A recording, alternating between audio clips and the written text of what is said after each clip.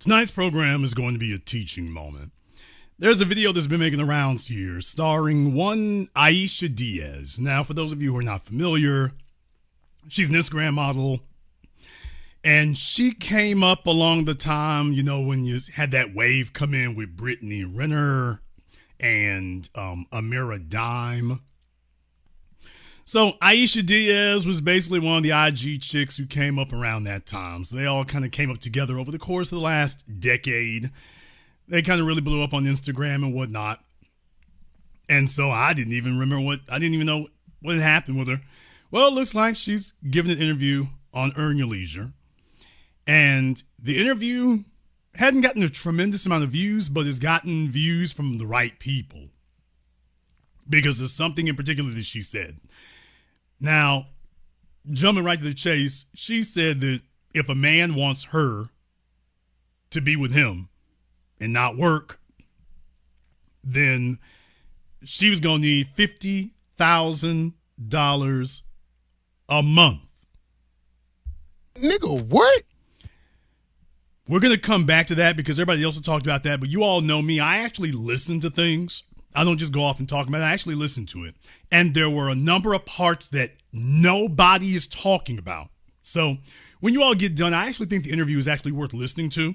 So you can go to Earn Your Leisure's channel and you can go check it out if you want to there. But there were a bunch of parts that nobody else has talked about here. And I feel like if you don't have that, you left a lot on the floor and a lot of context will even more information was left out of it. So what I want to do, I want to start a little bit earlier here. They actually asked some pretty good questions. They had asked her, how do you know who the simps are when they come into the club? Because she's one of these star tender bartenders in New York City. It's just, hey, if you're an Instagram chick or OnlyFans or something, they'll let you bartend. I don't know how good they are at it, but, simps pay. They pay a lot. Desperate males will work triple overtime to pay for their desperation. So they talked to her and they asked her some questions. I want you to go ahead and hear the first part here when he asked her about what it is how can they identify simps? How do you know when the simps come through and who's going to drop the most money? That it's for us. So For the girls who trying to catch a simp in 2026, right, to get them to blow a bag on them, if you see 10 guys walking the bar, how do you know the one who you can get the most money out of the easiest? Ladies, take notes. Okay, so when it's a crew of guys and they just show up to your bar, you can actually tell. There's always two scenarios, right? The quietest, most humblest, and least speaking one, that's literally in between the loudest one, is usually the one with the more money. Mm-hmm. And then when it's time to order and get things done, like who's going to ask for the bottle and stuff, sometimes you can tell that the loud guy is asking the one to the left, like, hey, what do you want? Or what do you think? Yeah. And he's calmly telling him like, okay, yes. So you can kind of tell. And then you get that one that comes through and he's just making sure everybody knows that he's the one with the money. I mean, those be usually the brokest ones anyways. They just have money for the night. Okay. So the first thing you realize here, and like I said, at this point now she's in her 30s. So all these chicks, Brittany Renner, Ayisha, Amira, Bernice Burgess, they're all in their 30s or 40s now. So they've been in the game for a minute, but what she's showing is that, by the way, they watch, they look, they size people up, they listen to things. So I found that to be very interesting. That she's paid attention to stuff and they're listening, they're observing how men do things so they can spot who gonna pay, who might not be worth it. So a lot of men make the mistake of thinking that because you're a male and because you're more mechanical minded, you tell yourself that there's no way a female could be sharper, more observant, craftier. This is one of the biggest fallacies that males hold, is that a woman couldn't be slicker than you. There's no way she's more calculating than you. No way she's more observant than you. And what she's demonstrating is, once again, that's dead wrong. Yeah, but usually it's the calm ones, the ones that aren't doing too much, that usually are the one with the money. So, and is that something, not just you, but anybody? Do girls notice that and then they would go after that guy? I feel like the older girls do. We kind of notice that it's not always the one with the big chains and, you know, the loud personality. Yeah. Did you catch that? No, she said, I feel like the older ones do. We recognize these things. Found that to be interesting that at this stage now, she is identifying herself as one of the older ones. Self-awareness is always very, very important. You need to know where you are in the pecking order. She's also distinguishing herself, but by the way, that caught my attention. By the way, what is it about all these Dominicanas? They all sound like Cardi B. What? It's got to be a genetic thing there or something. No disrespect. They all sound like Cardi B or something. It's just not really sure where that comes from, but they sure do sound like that. Now, she's going to talk a few times here about the girls at the club and stuff like that and some of the mistakes that they make because they tend to spend their money up. You want to talk about simps and tricks. The girls made the money and then immediately go ahead and flip it over and off it's gone. Well, they asked her, I want to go forward here to the part that one of the parts that folks were talking about. We'll just go ahead and jump into this before we get into the part that nobody else has been talking about. And I just considered it to be criminal that they weren't saying, that nobody was saying anything about this. They're going for the low-hanging fruit and they're really leaving a lot on the table. honestly, I'm spoiled. No, as soon as they said it's sport, it's going to be a ticket. Go ahead. What's that mean? Just what's that range? Because it's good insight. Because we just have these hypothetical conversations all the time. But just somebody you're like in the top 1% of girls that's actually you're exposed to that life, right? Like so. Yeah. What is you say you're spoiled? What does that mean? Spoiled means I need you to be able to keep up with my lifestyle if you want to be with me. What does that mean? Ladies, take notes. Take notes because it'll work on the simp. I have a lifestyle I expect to. First of all, to Mr. Ian Dunlap here, I like the fact that he is just brutally honest and just says, hey, this is simp behavior. Hey, ladies, pay attention because this works on simps. So I give props to him for repeatedly making it clear, hey, this is simp behavior. To even entertain this discussion is simp behavior. To a male who sits there and thinks there's a negotiation on these terms, like, yeah, this is negotiation. A simp thinks that there's a negotiation to be made here. A simp hears this and then starts checking his bank account to see what he needs to do to qualify. So shout out to this fella here for clarifying that repeatedly, that, by the way, this is just straight simp behavior. But they're asking her how much it costs. She wants a man to pay for her lifestyle to be with her. Okay, they're looking for what's the number is what they're trying to get to. For myself, you should be able to do it for me too. And if I can't depend on you to be able to handle what I have on my plate, then there's no reason for me and me and you to be together, because that means you're gonna hold me back, and that means I'm gonna have to be looking out after you. In the chat room, Visionary Titan, you're absolutely wrong. This is where folks get messed up on both ends. That's an absolutely incorrect statement you just made, that no female is worth $50,000 a month. That is absolutely wrong. The problem is nobody else puts this in the context for you all to understand that, but no, that's an incorrect statement. We'll come back to that, though. What about love? What does that mean? Financially, what does that mean, though? What does that mean? What does that mean on a monthly? What does that mean? Roughly. Numbers?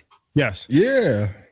Like 45, 50. $50,000 a month. So you need $50,000 a month. What is true? I can give you the paperwork right now. No, I'm not saying that you're not getting it. But hold on, you got a contract? Listen. You signed contract? They signed contracts? But listen, if you allow me, let's say my partner doesn't allow me to work, I am going to look at you and say, are you paying all my bills? Because in order for me to sit down, somebody have to pay all my bills, and not just my bills. I need extra money because you can't give me my bill money, and then I'm left with nothing. Yeah, I need money to save too. You're flat. Yep. And that's honestly, that's what really becomes expensive, because my bills alone are already really high. Yeah. So I need a little bit more, not just for hair and nails and stuff, but I need a little bit more because I need to be able to save, and I need a backup, because after we break up or anything happens in between me and you, I need security until I can find not another job, but you know what I mean? So I can get back into what I used to do before. All right. So just to go ahead and clarify this here for you. She's saying that she needs $45,000 to $50,000 per month if you want her to be exclusive and not work. So in other words, that she's available to you 24/7. She doesn't have to break her time off going to go do something else. So in other words, if you want 100% of her time, she got to get $600,000 a year. Damn! Okay. Well, first of all, this is not accurate. However, let's go ahead and dive into that, because she also lets you know that that's not just, to supplement her income. She's like, this is my income. This is how much it costs. And so she's basically double charging you. She's saying that she wants you to pay everything that she makes now. On top of that, she also wants you to supplement more money so she can just save that. So she wants you to spend her amount of income and then to give her, I'm telling you that the amount, based on what I'm hearing here, I'm estimating, and I'm very sure I'm accurate, that basically that $50,000 a month would be double what she makes now. She wants you to pay what she's making on her own. And she wants you to just give her money that she will directly deposit into her savings. Never mind the fact that you've alleviated her from paying any bills. You're already paying all of her bills. And then she's like, and I need more than that so I can just save it in the event that we break up, because we will. Now, she was talking before, and I didn't play this part, but you all know, just take my word for it. She's talking about the females at the strip club and that they just spend their money. The females don't save any money. They just kind of play it off. These are places where everybody is a trick. NBA players are as big of a tricks as the strippers are. But guess what? The strippers are as big of a trick as the NBA players are. Auntie, chill. So basically, this is an environment where everybody's just tricking off all over the damn place. Jason, what's a trick? A trick is somebody who spends money and ain't got nothing to show for it of any value at the end of it. That's a trick. A trick is somebody who pays for something that they could have gotten for free, but they don't have the character or the ability to flex their personality. They pay for things they could have gotten for free, and at the end of it, you have nothing to show for it. That's a trick. So there you go there. She's letting you know that that's how much she needs. $50,000 a month, which will replace her income since she's not going to work. And on top of that, she's going to take the other part of that and just put that, you're just basically putting money in her savings account. You're just putting that for her and not for her time with you, for the time when she leaves. Well, she gets 10 points for honesty, at least. At least she's letting you know in the door that, by the way, you are just dumping money into the fire there. I don't require my man to do it. Do I expect it? Yes. Mm-hmm. Does he have to? No.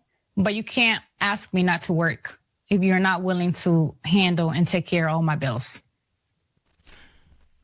Ladies and gentlemen from around the world, I introduced you years and years ago. Before your red pill gurus, before your high value mentors, I told you about the necessity of the working kept woman. What? I introduced that phrase into your lexicons going on almost a decade ago now. The working kept woman. In the 21st century, if you're going to be a kept woman today, you're going to have to work. You're going to have to work. Baby, you can't come here with a handful of gimme and a mouthful of want. You're going to be a working, kept woman today. That's what it's going to be. A working, kept woman. And you know why you have to work, Ayisha, and all the others? You know why? Because you're going to have to pay tribute. You see, a trick is a fellow who pays you. But you understand something. When these women meet a man who's really valuable, they pay him. Chris Brown don't have to pay a female. The females are throwing dollars at him and making it snow. They're making it avalanche. So a female charges a man when you don't have value in her eyes, you get charged. She's like, oh, I can't just be around you to be around you. Yeah, you got to pay. You're just going to have to pay. But when she values somebody, those guys don't have to pay anything. Matter of fact, she pays them. So a woman has to work. You're going to have to work because otherwise, how are you paying tribute? All money in, no money out? So she's walking around getting tangibles. And she's telling you that when she leaves, she's going to walk away with the tangibles. And yet you going to walk away with what? Memories of what you gave her money for? How is she supposed to respect a guy who is that obviously vapid and devoid of self-respect and value? She's walking away with handbags, clothes, a bunch of stuff that she's going to flex to the next guy. Damn!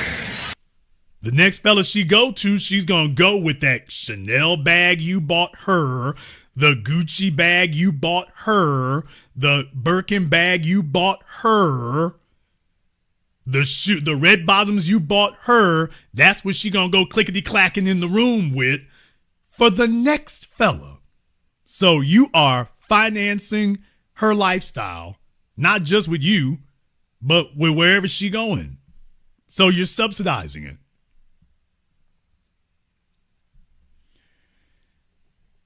That's a bad deal. So yes, ma'am, you must work. Intelligent men make sure it's like, hey, baby, look here, hustle don't respect non-hustle. And this idea that you get a bunch of tangibles and a fella gets stuck with the bill, only a worthless, defeated sucker simp thinks that's a deal. Only an idiot thinks that's a deal. So, and it just shows you. Now, look, she's saying that because there are some who go for it. Some. Mr. Stu in the chat room. Now, there's a fella who's been a student. I was going to wrap all this up later, but some of y'all are getting ahead of me. I'm trying to slow some of y'all down, but yes, very good. One of my students. Yeah, the handbag, she can take it to the next man unless you monogram your initials on it. Oh, please. For the fellows who are smart enough, if you monogram your initials on it, well, yes, it has value with you, and she just has a whole lot of explaining to do when she goes to the next place. So, very good. My students have been paying attention and listening. All right, let's go to the next part here. And plus.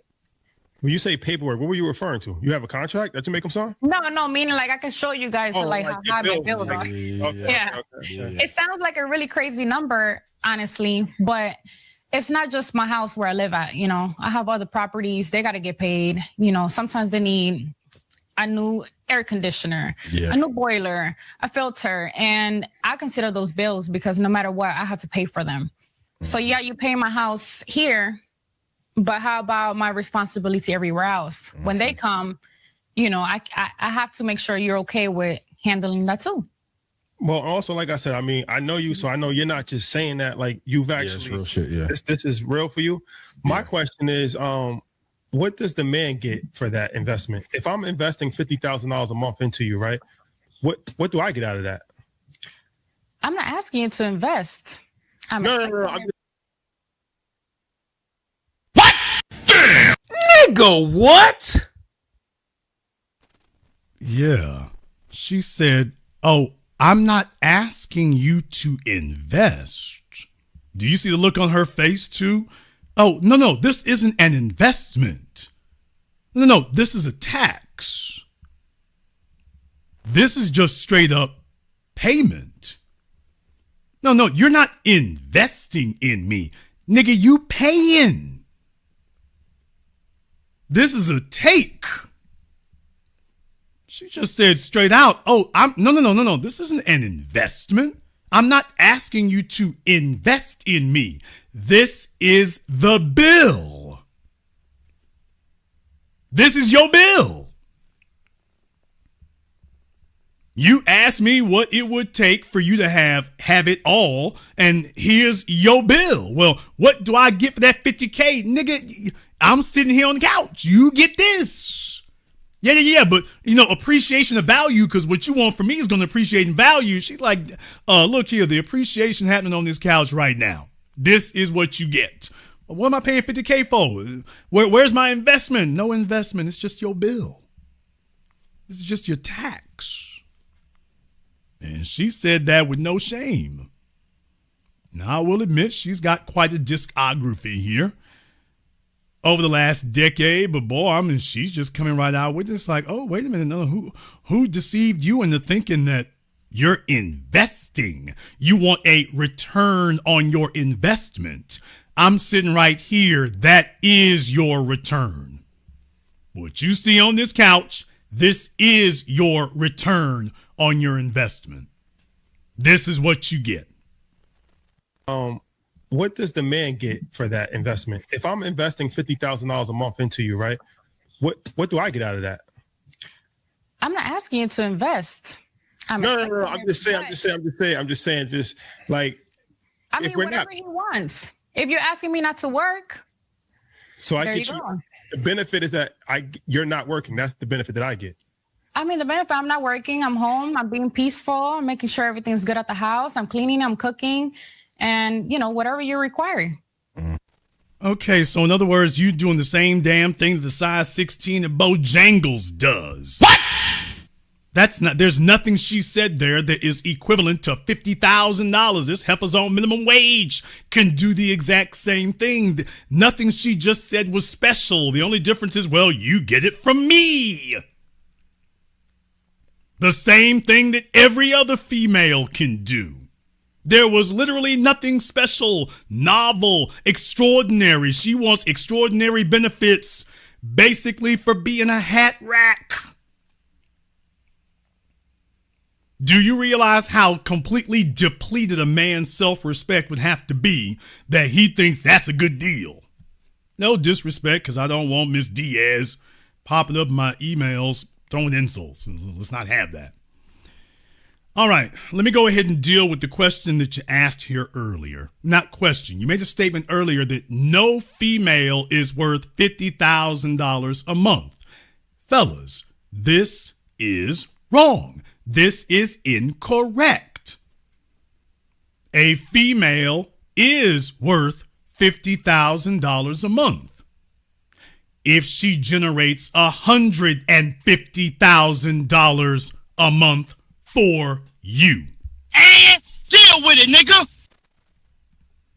Yeah, we don't do stupid answers here. We don't do stupid responses. We don't do simp ass kissing, and we don't do irrationality nor red pill rage.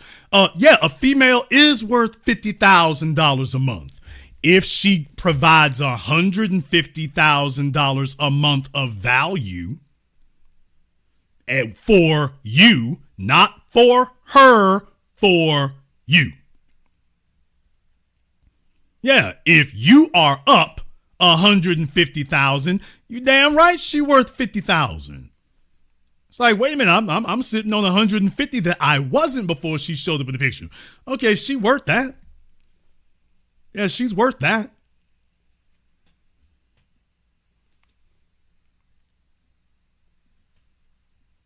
Welcome to the definitive school of power dynamics. It makes perfect sense.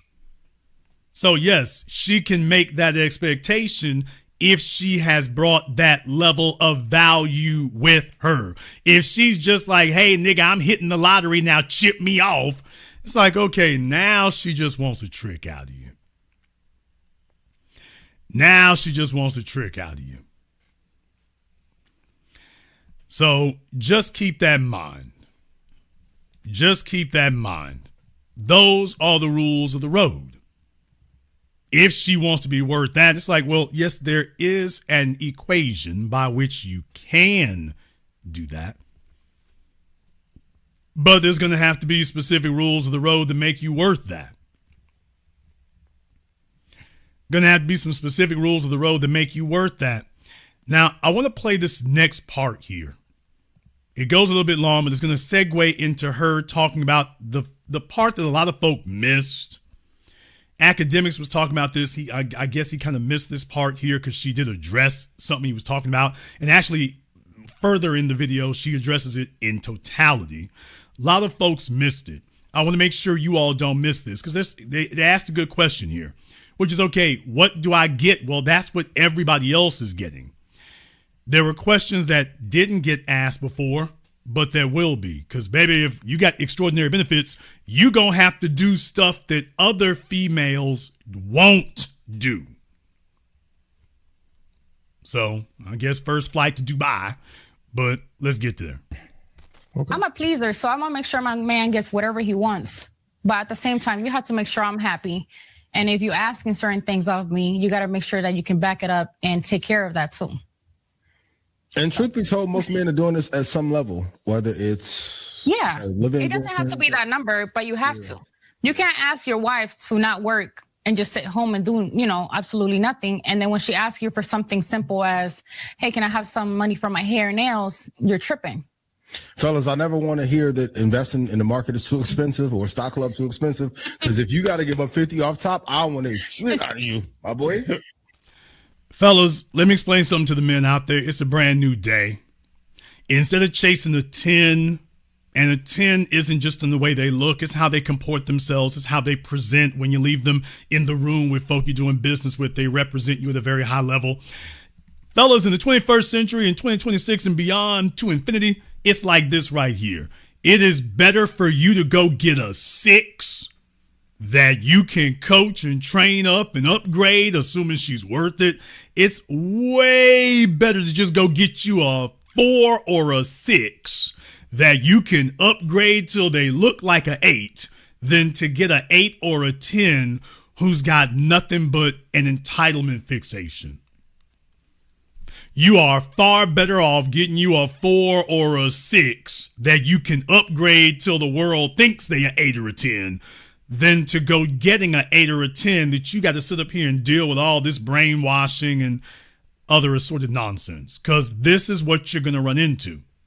The first time a fella pays for them to go to Turks and Caicos, they figure that that's what they really worth. And all those, as a matter of fact, they think they lowballed it. When they go to the Bahamas, when they go to Dubai, when they go to Turks and Caicos, they don't think that they're lucky to be there. They think they actually lowballed it. That they actually took it easy on the fella that if this is what he gave, I must be, she doesn't think I'm lucky. She thinks I must be worth 5 times this. So if he took me to Turks and Caicos, the rest of y'all bummies need to be taking me to Tahiti and Greece and everywhere else. I've been taking it easy on y'all. So that's what they take away from it. That's what they take away from it. So, fellas, it's a new day. It's just a whole lot better for you to get a compliant, resourceful 6 that you can upgrade to an 8. Much better to get a compliant, helpful, resourceful 6 who's just in need of an upgrade than to get an 8 or a 10 who is just problematic. Walking in the door telling you what you're going to do for them as opposed to what she's going to do for you. Especially when you're carrying the freight. You don't have to give it up top, but if you're expecting certain things from me, I am going to require that. If I'm working and he's working on his own, that's fine. Now, I just expect princess treatment. I want to go on vacations. I want to do certain things. Yeah. I ask for little small things here and there, which they don't really cost much. But, yeah. I'm glad she said that right there because I don't want to put her in a false light. That 50,000 figure That's salesmanship. I taught you all about this. I mean, the reason I wanted to review this is a masterclass in everything that I have taught you here on the business, and even before that, bidding your price up. I've taught you all about females bidding their price up when they've slept with enough men and been through enough stuff and got racked up enough of body count. They start learning. They learn later, but they start learning, and then they start trying to leverage what they learn. So next thing you know, they start leveraging that knowledge and experience that they have. Now she's like, okay, I'm going to hit you with my ceiling. Because here's the thing. Most men are going to say no to that 50,000. But there's a fella out there who's been watching her on Tumblr or Instagram for the last decade. And he's like, hey, I got more money than I do self-respect. The money ain't going, it's not doing me any good in my pocket. $50,000. Okay, well, it's like a $50,000 trip to Disney World. You mean I can have everything for $50,000? Okay, well, you can't take the money with you, so let me go ahead and do that. So 99% of the men are going to say a flat no. But there's going to be one fella out there, he's probably some 60-year-old or something, and he's got more money than he does self-respect and brains. And she's waiting on him to say yes. So yeah, the most of the rest of us going to say, oh, no, hell no.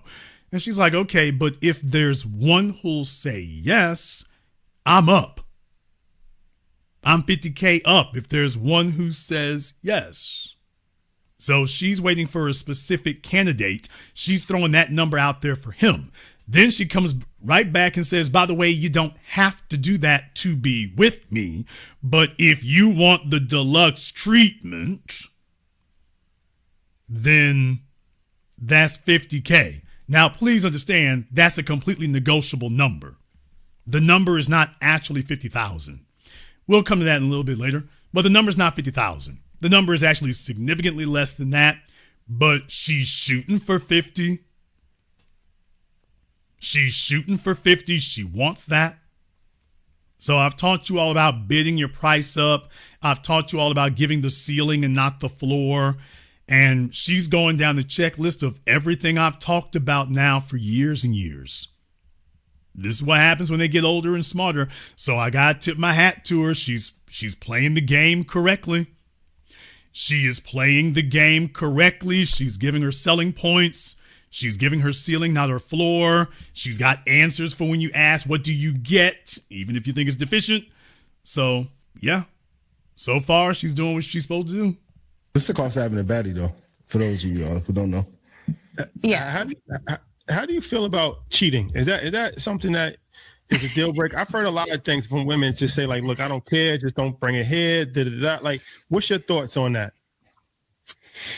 I mean, everybody knows I'm a lover girl and I don't want to be cheated on and I don't like it.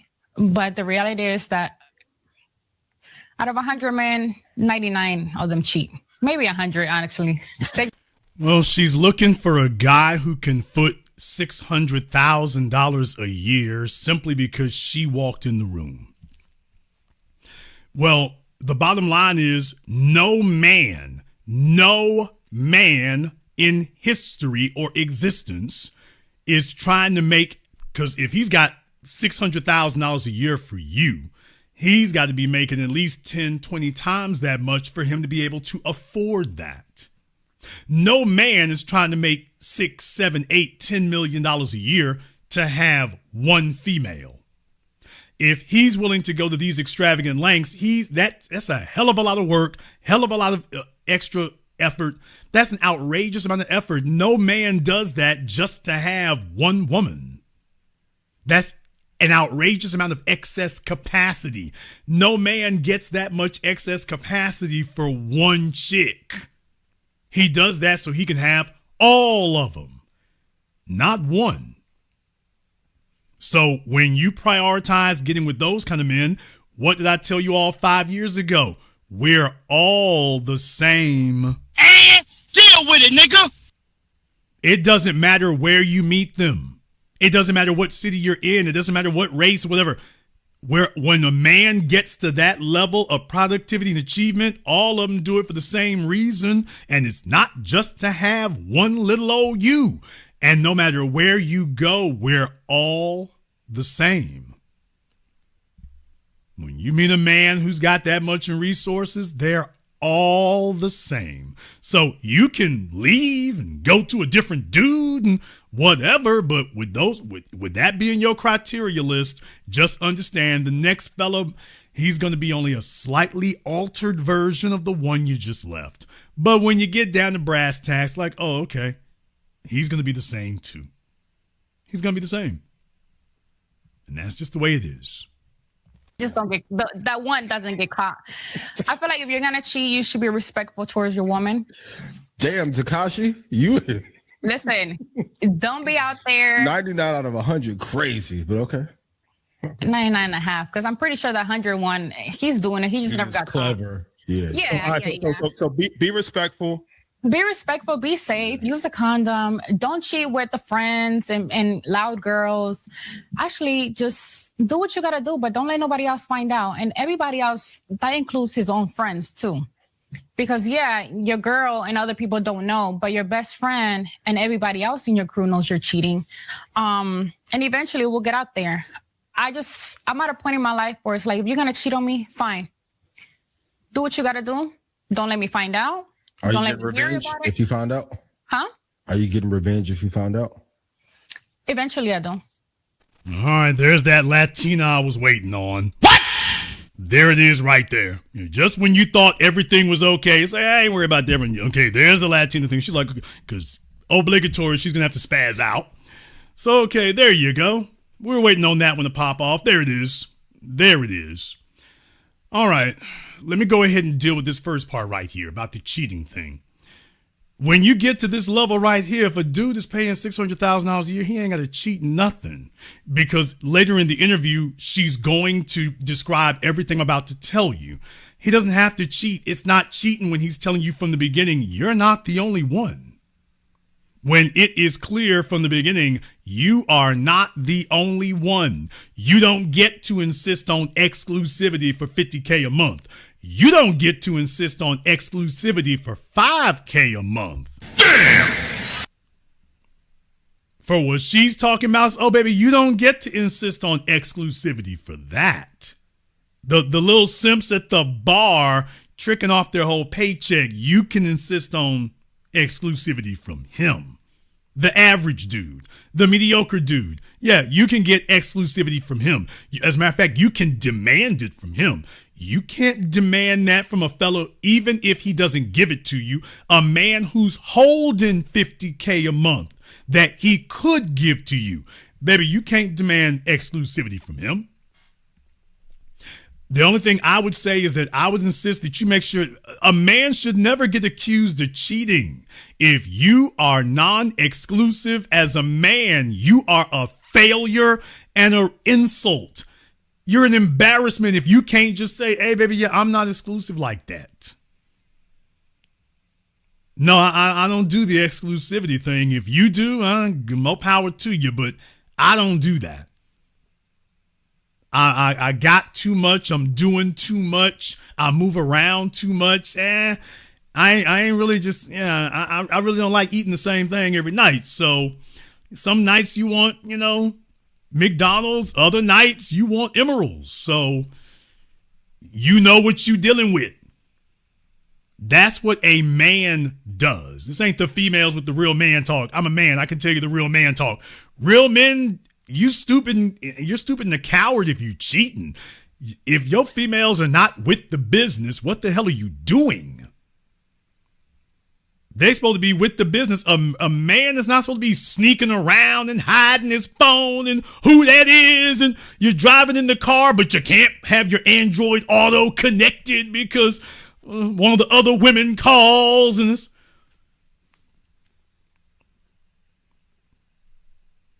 who's Tiffany? You can't do nothing there. She's sending text messages. It just keeps dinging. The message notification on your Android Auto on the Bluetooth just keeps dinging. You don't check any of them. You checked it when your family and friends called. Tiffany sending text messages. You ain't checking nothing. Man, what the hell is this? No, just absolutely not. Not going to happen.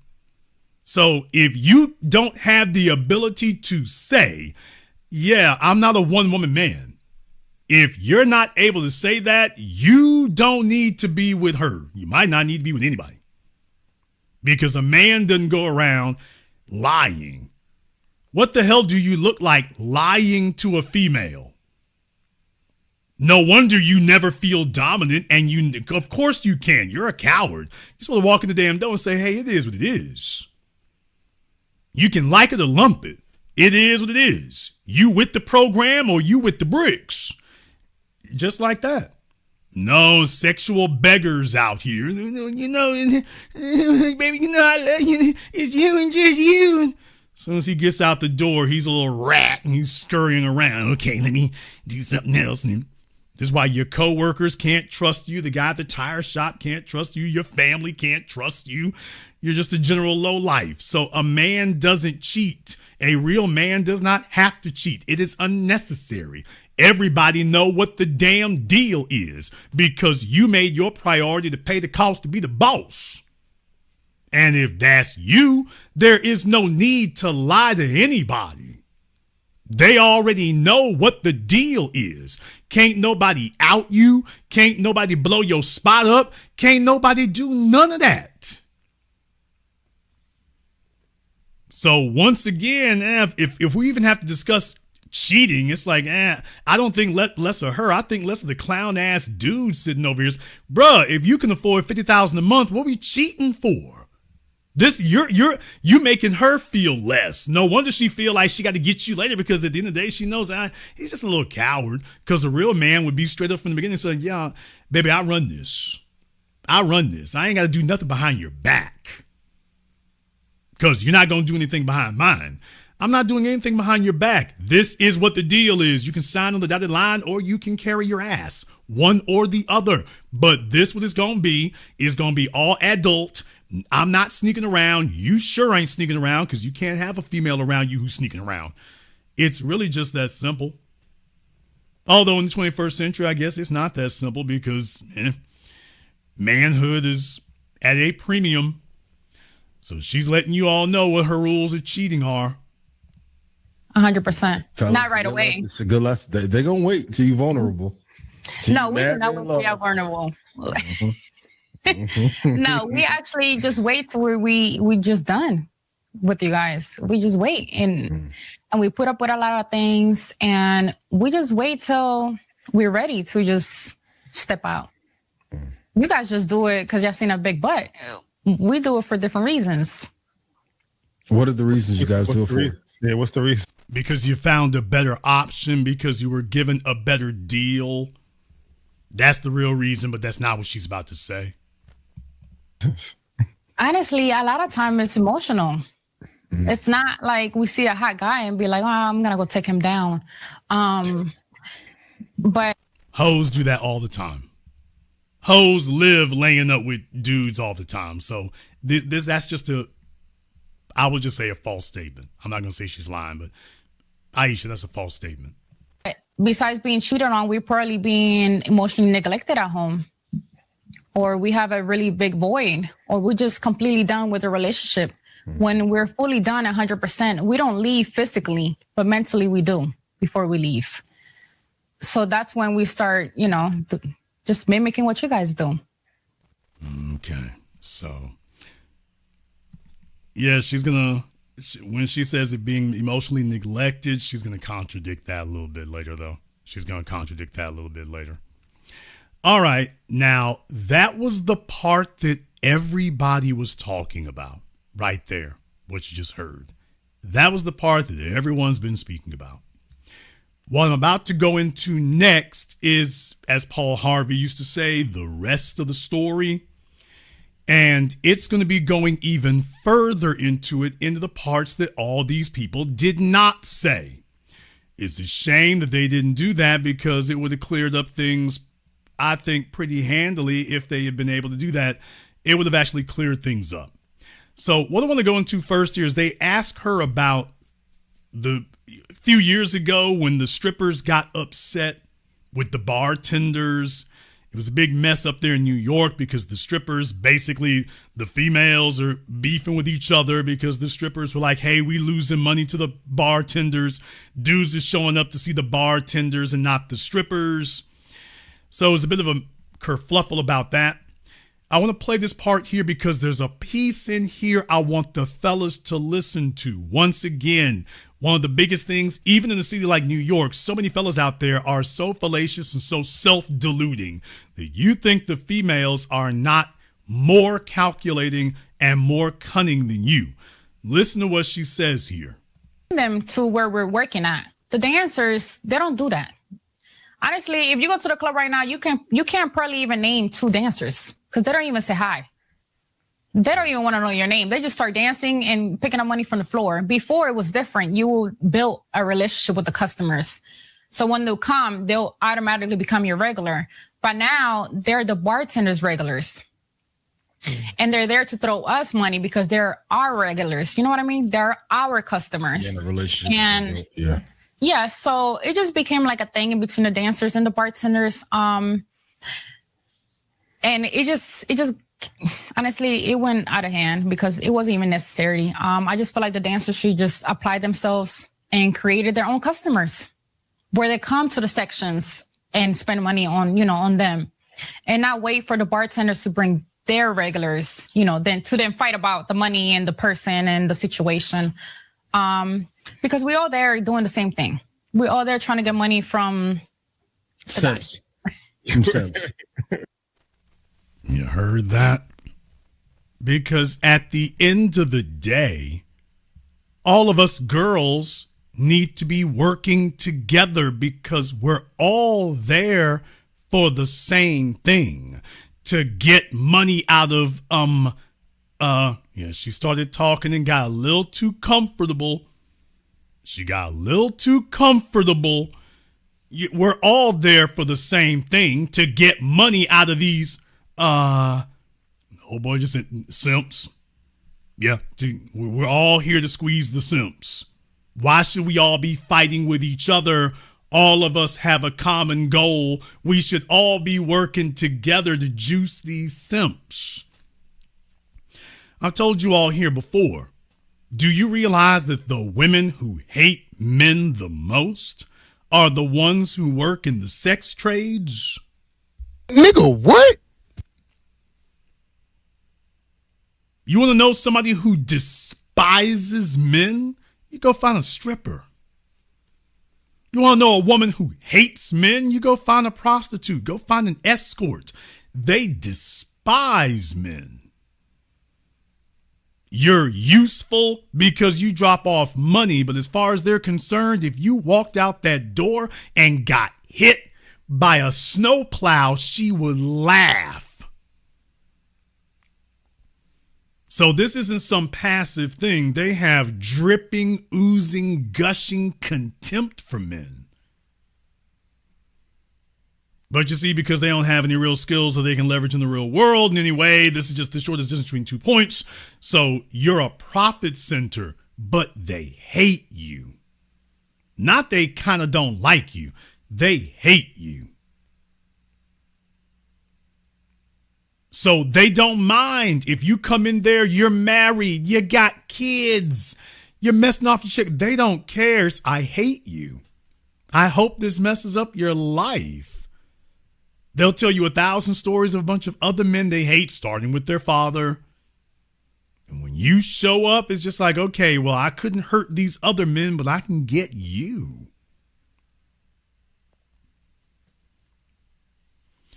So if you want to see females who despise men, you go into the sex trades and you see how that part there goes. Now, I want to let this continue playing here for just another minute because this goes into what nobody else was talking about here before. I've been warning you it was coming. And she's going to go into a pretty good deep detail, which is good. Glad she did. Because it's good to know after a decade and whatnot what was going on a decade ago. Now we're just finding out what was really popping. Nice to have these details a decade late, but I'm sure we can use it in the future. All right, go ahead and spin this tale. And it's working. Do you look at? Yeah. Do you We all consider- there expected the same thing, and honestly, all of us we're not paying because the dancers have to pay to work, and we're not paying to work, but we do have to buy outfits and hairs, and on top of not paying, our registers are always short, which is crazy. Yeah. But you paying $150 to work or $100 or $75, but I had to buy an outfit, obligated to buy an outfit. I got to get my hair done, my makeup done. And then on top of that, I had to give 15% of what I make to the bus boys.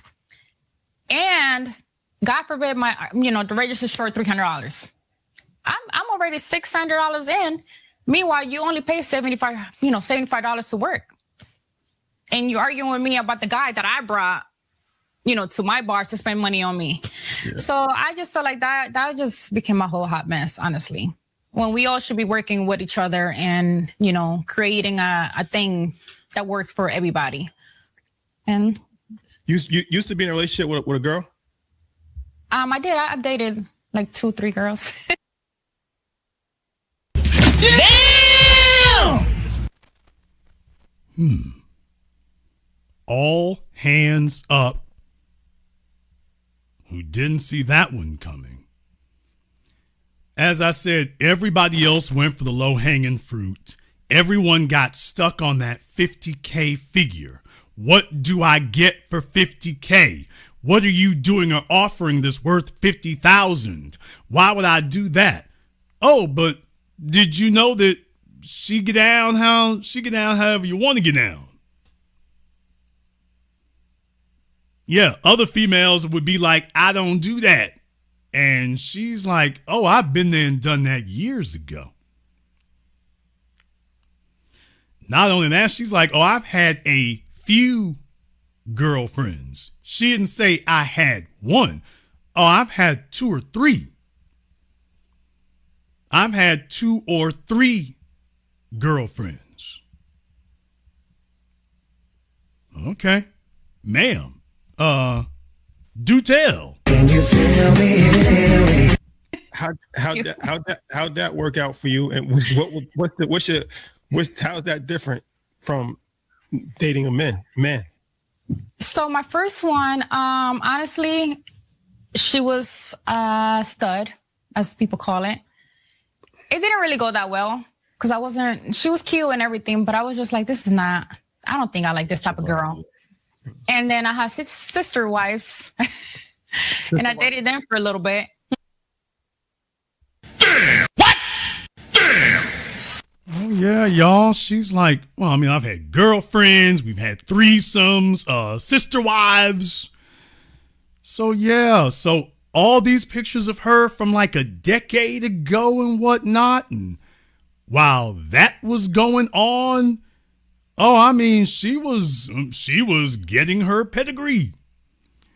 Man, she really, really was. So she was earning her stripes out here. She was earning her stripes. So yes, sir, 50K a month, you get it all.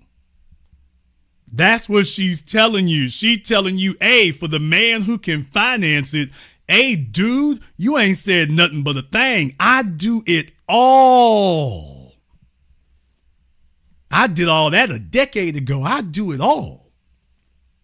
Now, fellas, before you sit up here and sell it short and start talking stupid, let's be very, very clear.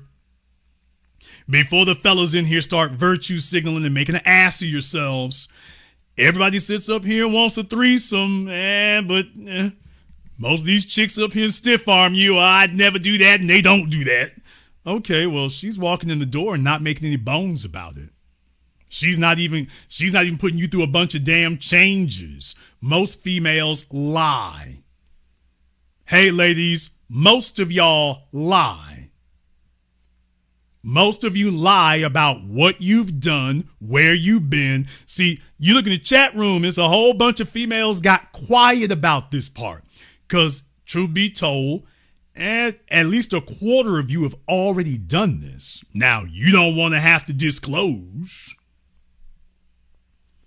you don't want to have to disclose what y'all done did. Well, it was back in college. Well, it was when I got out of college. Well, this guy was cute. Well, this fella broke my heart and I was experimenting, but there's a lot more of you who don't want to sit up here and fess to what you do and where you've been and how you've gotten down. So Ayisha's just putting it on the bricks from day one. Hey, fellas, at least you have an honest broker. She's not playing no games with you about what she does, where she been, how she get down, what she'll do.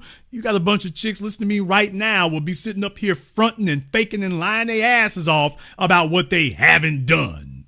You'll straight out ask them, yeah, you ever been with another chick? Oh, I would never do that.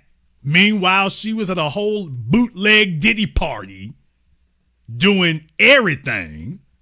But when she comes to you, she's going to tell you, oh, I don't do that. I've never done anything like that. I've never done anything like that. Not at all. So, yeah, there's a good point to be made here. There's a good point to be made here. I'm not mad at her. Let me go ahead and roll that back so she can give you the details. Everybody. And you used to be in a relationship with a girl? I did. I dated like 2-3 girls. How'd that work out for you? And how's that different from dating a man? So my first one, honestly, she was a stud, as people call it. It didn't really go that well because she was cute and everything, but I was just like, I don't think I like this type of girl. And then I had sister wives and I dated them for a little bit. Wait, tell us more. Explain that. I had a few sister wives. And how many? Too many to say. Wait. So the sister, okay, a sister wife. So the guy's married, he has 2 wives, and then they brought you in as like. And now, I had a relationship and I brought girls in, and then we had a circle of me, him, and girlfriends. Oh, you started off. You're the point guard. You're the point guard. So okay, so of course you believe in polygamy because you practiced it. Yeah, I've done it. That's why I'm like, I believe in that. So explain that. I'm a very jealous person when it comes to like my man in a certain level. But I also like sharing in a weird way. And I got to the point where it was like, okay, start off kind of like threesomes. And I'm kind of like, I kind of enjoy this. And not so much the sexual part of it, but just having like a plus girl there. Companionship. And I can't believe I'm going to admit this to you guys.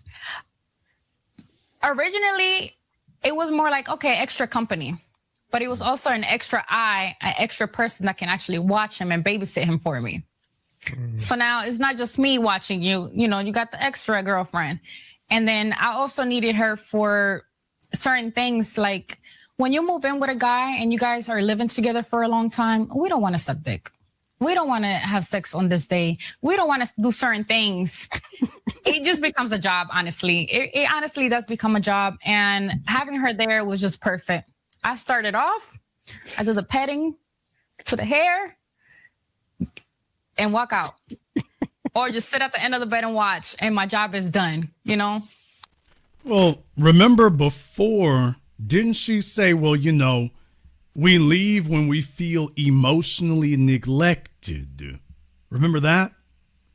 But then she says, well, you know, I mean, sometimes you don't want to be doing that. You know, it's just, so you need somebody else to take that off of you. Because I'm like, okay, I'll let you two do that. Although I will probably admit that I'll probably concede that she's probably talking about a fellow that she's not really attracted to like that. Although, truth be told, this hits most women. Truth be told, most women are much more interested in themselves than they are in anybody else, including their man. So for most females, it makes total sense for you to let him have a side chick because you know full damn well, you're like, oh, you don't want the man to be needy, you know, he's around so much. So it really saves your life a lot of hassle. Let me just call this other chick up and say, hey, can you come get your boyfriend? Yeah, he's nagging. He needs some attention. So I got other stuff I want to do today. So when you think about it, it kind of fits in there when you think about it. Kind of fits in there when you think about it. Just saying.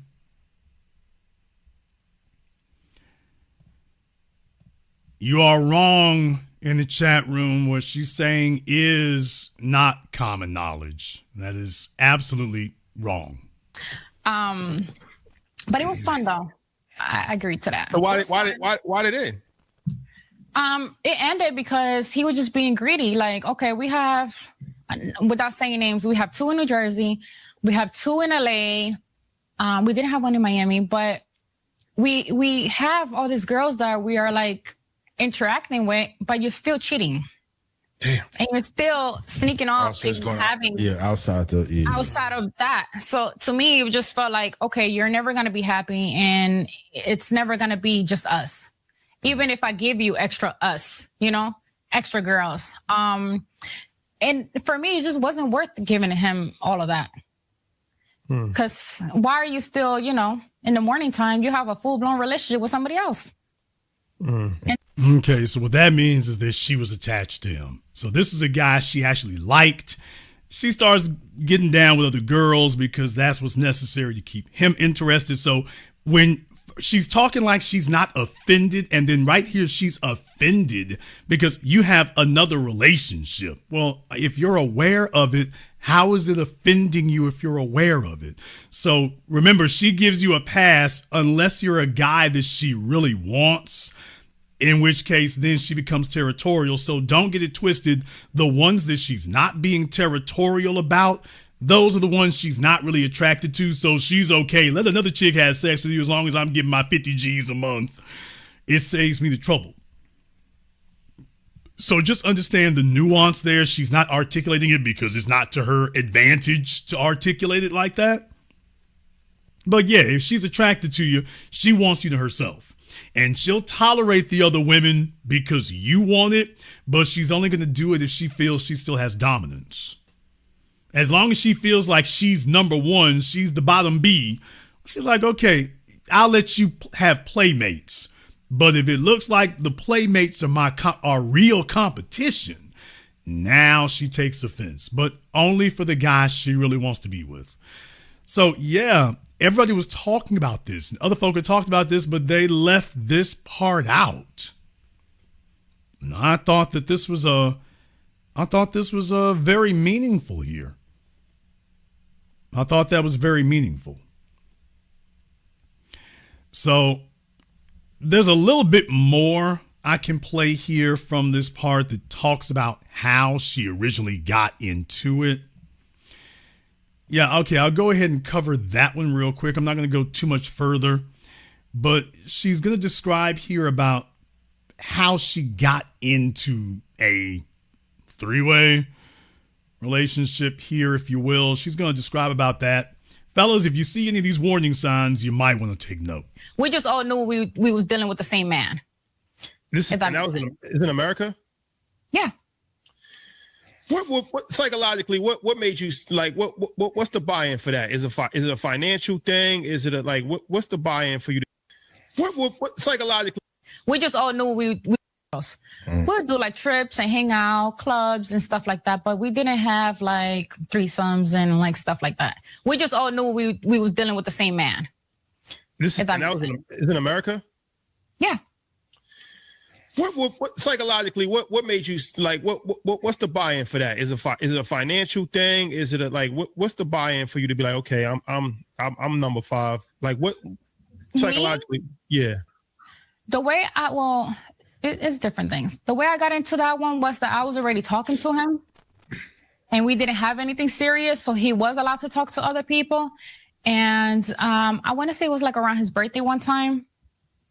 He came with someone that he told me he'd deal with to my bar. And I was like, okay, you bring your girl, which is cool because we're not in a relationship. And we're very honest and open about it. So there was no harsh feelings of me feeling some type of way that he brought the person that he deals with on the regular to the bar. And then another bartender comes and join us. And then we all planning on a trip pretty much. And I'm like, what the hell is going on? And then it got to me. I'm like, wait, we all agreeing and we're okay with this because he financially taking care of us. So I feel like if you have the finance to make sure that we are all good, and you communicate and you are honest, I think it's just easy. And you don't have to have money, honestly, because the first guy, he ain't had no money. So just be honest. He didn't have money at all. He could make money, but he didn't have no money. No.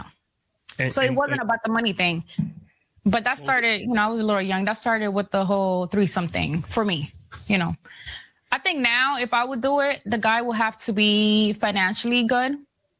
Because if you buy her a Chanel purse, I will be expecting that same Chanel purse to be, delivered at my house too. So whatever you're doing for everybody else, we all have to get the same thing. You buy me a new necklace, I'm expecting you to buy her a new necklace. Because if you don't, and that's going to create a little jealousy. Tension. Yeah, it's going to create tension. Between the girls, you treat her better, you buy her this. And, which was one of the things that happened with the first one, with the broke guy. Yeah, but I think I would do it again. Actually, I was thinking about that not too long ago. Because you get bored sometimes. And they're fun. It's like having a friend that you just share your man with. Sharing is caring. Huh? Sharing is caring. Yeah, but this man, we're not. Well, yeah, they didn't give those details, did they? When all the other folks were talking about this, they didn't give these details. And she's like, by the way, I'm still down for it. Now, I want to put this in its proper context. I don't want you to be deceived. I want you to have this in this proper context. This is Ayisha. Just understand, because she was more fresh-faced back then a little bit there. No disrespect. She's been doing this for over a decade now. And what I want to say here is that, fellas, when you saw her and Brittany Renner and Bernice Burgos and Amira Dime and all the rest of them from back in the day a decade ago, this is what they were doing back then, before Dubai was a name, before anybody was talking. This was what they were doing. Now you find out, oh man, while you were watching all those pictures back then, do you know what she really do? It's like, oh, the pictures on Tumblr did not do you justice. Now that we're getting all the details, it's like, wait a minute. All of y'all sound like Diddy attendees. We haven't gotten into the drugs yet, but it sounds like all of them done did the Wet and Wild parties and the white parties and the Pro Bowl parties and the All-Star Weekend, and she was putting on her jersey. What? So do you understand that I'm talking about when these chicks come out the gap? When they debuted to the public, this is what was really going on.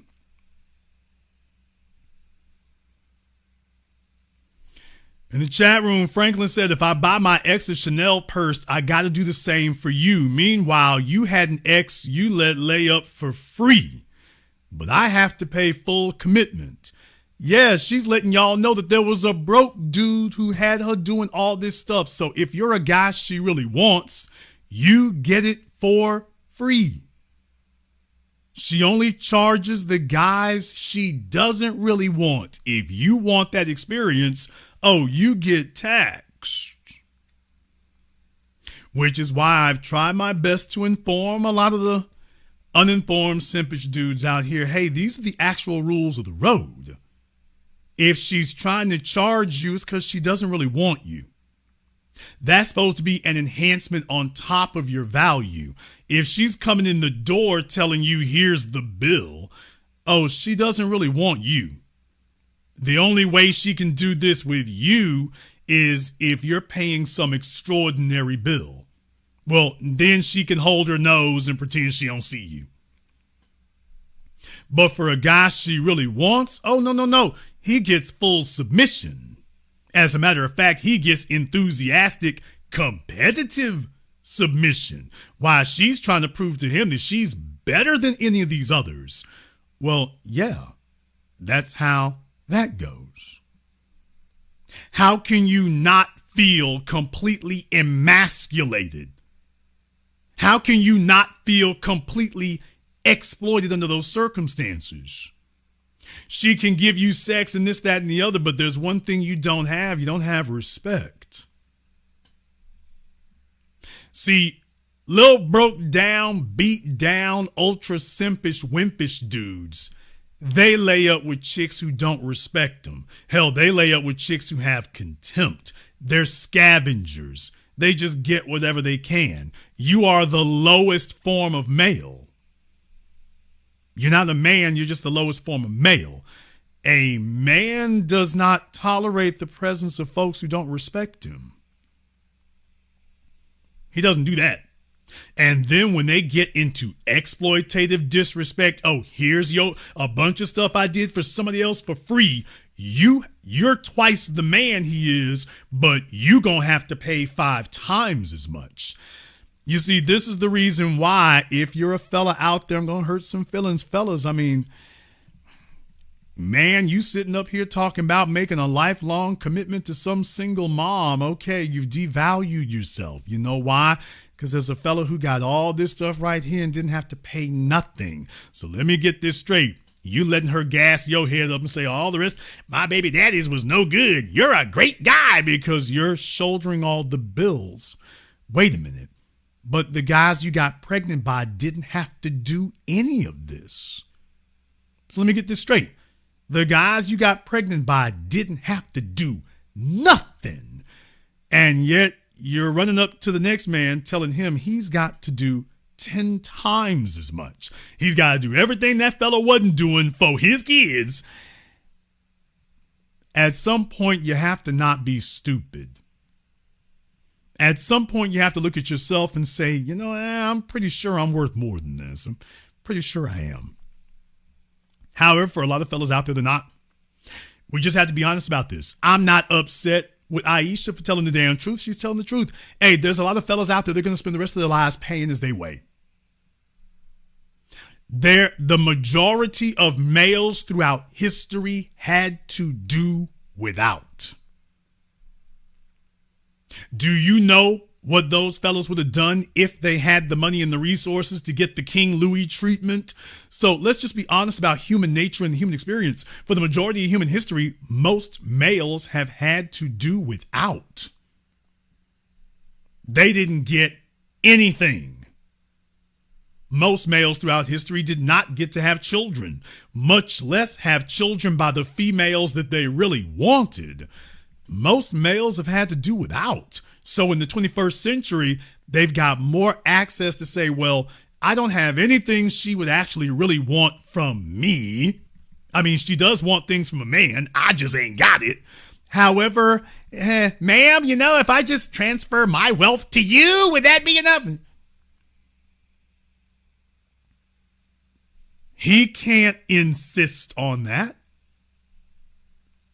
When she's with a fellow who can really afford it, in reality, she can't insist on exclusivity. Okay, but that dude is leading with his wallet because he can't insist on passion and desire. So he's got to tolerate the disrespect. He's got to tolerate the lack of enthusiasm.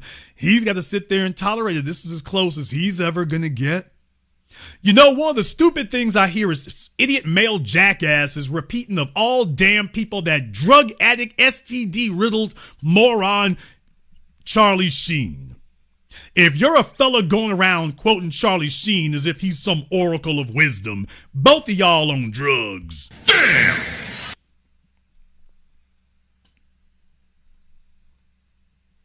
You don't care why the woman's there. You don't care if she really loves you. You don't care if she really respects you. I don't pay him to stay. I pay him to leave. It sounded cute when Hugh Hefner said it. I don't care why she's here. I just care that she's here. That ain't a flex. That's not a flex. Transferring wealth from you to a woman so that you can get interested, that's like hanging a pork chop around a dog's neck. that's what you have to do, you're defeated. You're defeated.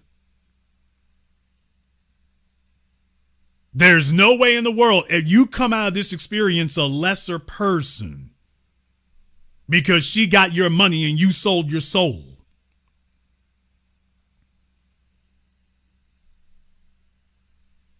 You know what's more valuable than sex with a female? What's more valuable than sex with a female is looking her in the face and seeing her unbridled, uncontained allegiance. That's more valuable, more satisfying, more alluring than sex can be. When you got a female who can't take her eyes off of you, when you've got a female, forget doing anything you want, she's sitting over there chomping at the bit, can't wait to do anything you want her to do. Hey, baby, go stand out there in the rain on your eyelashes. Yeah, the only thing more satisfying than triple X-rated sex is a female who looks at you as her everything. That you can see it in her eyes, you can see it in her lips. The totality of her being is that. Do you realize that 90% of the male population has no idea what that looks like focused toward him? He might have seen it focused toward other men. He's seen that look on a woman's face, but it's focused towards these other guys. He's never seen what that's like for her to look at him with that. That he gets that treatment. You talk about the princess treatment, that's the royal treatment for a man right there. When a man gets that kind of look, that kind of gaze, that kind of stare. When a man says, you know what, it would be so great to have a woman with flat abs. She goes and gets a gym membership. She starts sitting up here restricting her calories. She's on the damn treadmill without you having to say a word. No nagging, no pleading, no reminding. Do you understand? What she's letting you know is she is driven. She's driven by you. This is what you want. The only thing she wants in this world is to be everything to you. So you don't have to beg, nag, remind, badger. If she even suspects you want it, she doesn't even want to leave it open that you're going to look to somebody else. She realizes if you want that, I'm not going to leave this open for some other female to get this. Okay, he wants that. Boom, I'm on it. Most males have no idea what that feels like. They have no idea what it feels like. They have no idea what that experience is. They spend their whole lives lusting for it.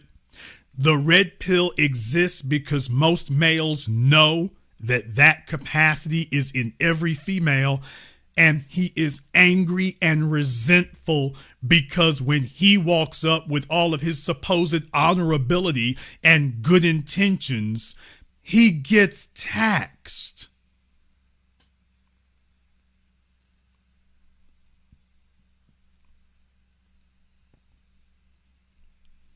No wonder they're angry and resentful and listening to Andrew Tate and every other con man out there, because those guys at least articulate their anger and their resentment. Listen to incels like Myron and Walter, of course, because those guys at least express their anger. But the problem is it doesn't deal with the real issue. You are resentful because you've seen women express real passion, real allegiance, and you've been dying to see what that feels like. You want to know what's better than triple X-rated sex from a female, folks? You want to know what's better than triple X-rated sex in a Rolls Royce with a female? A female buying you the Rolls Royce. And deal with it, nigga.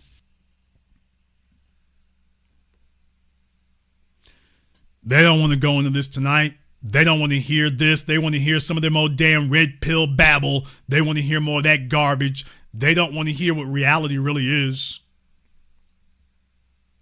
There's no sex in the world that matches up to a female walking up to you, handing you a key fob for something that's $300, $400, $500,000. That's allegiance. You want to know what matters more to you than great sex? A female whose work of a female. It's nice to have a female who wants to have great sex because you work overtime, but the only thing that's more exciting than that is a female who works overtime for you. A female who works overtime with a smile on her face, not resentful, not tired, not worn down. A woman has lots of energy when she's doing it for something she wants to do it for. If you're the fella that she really desires, she does not mind working. She does not mind overtime. And she doesn't want to spend her money on her. She wants to spend her money on you. And she's not arguing and resentful and keeping score and talking about what she's supposed to get. She's not talking about her princess treatment. She feels like the princess being with you. Most men have no idea what that feels like. They just spend the rest of their lives leveraging their money. But they don't know what it's like to have a female who don't just talk the talk. She's like, oh, I'm putting in the damn effort. I'm putting in the work. And there's not a frown on her face. She's not resentful. She's not doing it begrudgingly. She's not murmuring under her breath. She's sitting there with a Cheshire cat grin from ear to ear.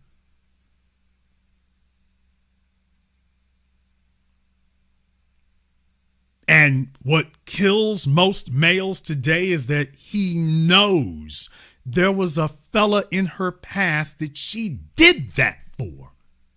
You gave him that treatment.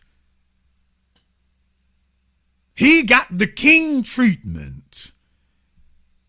And she's come to you and you've never actually seen that. She's glad you bailed her and the 4 kids out. She's glad that you paid for her damn college tuition. She's glad that, you done took her and you don't really ask about that body count thing. She's glad you've done that. But yeah, she's never looked at you that way. And she never will. She didn't give you her prime years. You get the leftovers. Hell, she hasn't even brought you her work ethic from her prime years. She's telling you about her doing the bare minimum and that you need to be grateful for the bare minimum, a depreciated, rundown version of her prime self. And you need to be grateful for it.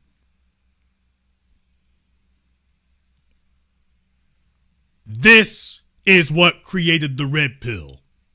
This is what created a generation of incel males. This is what created that podcasting genre. That when Ayisha was out here in her absolute apex and prime, now you know what she was really doing. And we got some idea who she was doing it with. We know that there were some girls up in there. All the things I've told you all for the longest time. Now, here's the problem. The real problem here is that, by the way, she's not alone. By the way, she isn't alone. She's not the only one. She's not by herself. It's not an isolated case. I'm thankful here that she had the candor to be completely honest about what's been going down. But I mean, we got 1,000 of them out there now, if not 1 million. They're in their prime today and they're slutting their way through stuff. Okay, fine. But now that you understand what's actually going on, by the way, this could have been a whole lot easier if we could have had a real conversation. Can we just, I've been saying forever here, we're not there yet. We can't get there yet because there are elements missing. But boy, it is nice to have a real conversation about these things. It's nice to have a real conversation about that. If you actually can. We don't get to have the opportunity to do that very much. She wants a Chanel bag. I mean, you can pick one of those up for, I mean, if you want to get one new, you can pick one up for $6,000-$7,000 to start. Okay. Has she provided you with $6,000 or $7,000 of value? What has she done to go above and beyond? You see, everything's fine as long as you have an equivalent exchange. The problem is a lot of fellas are hearing that. And it's like, I've never been with nothing that fly before. So whatever the MSRP is, I want to pay it so I can have my turn.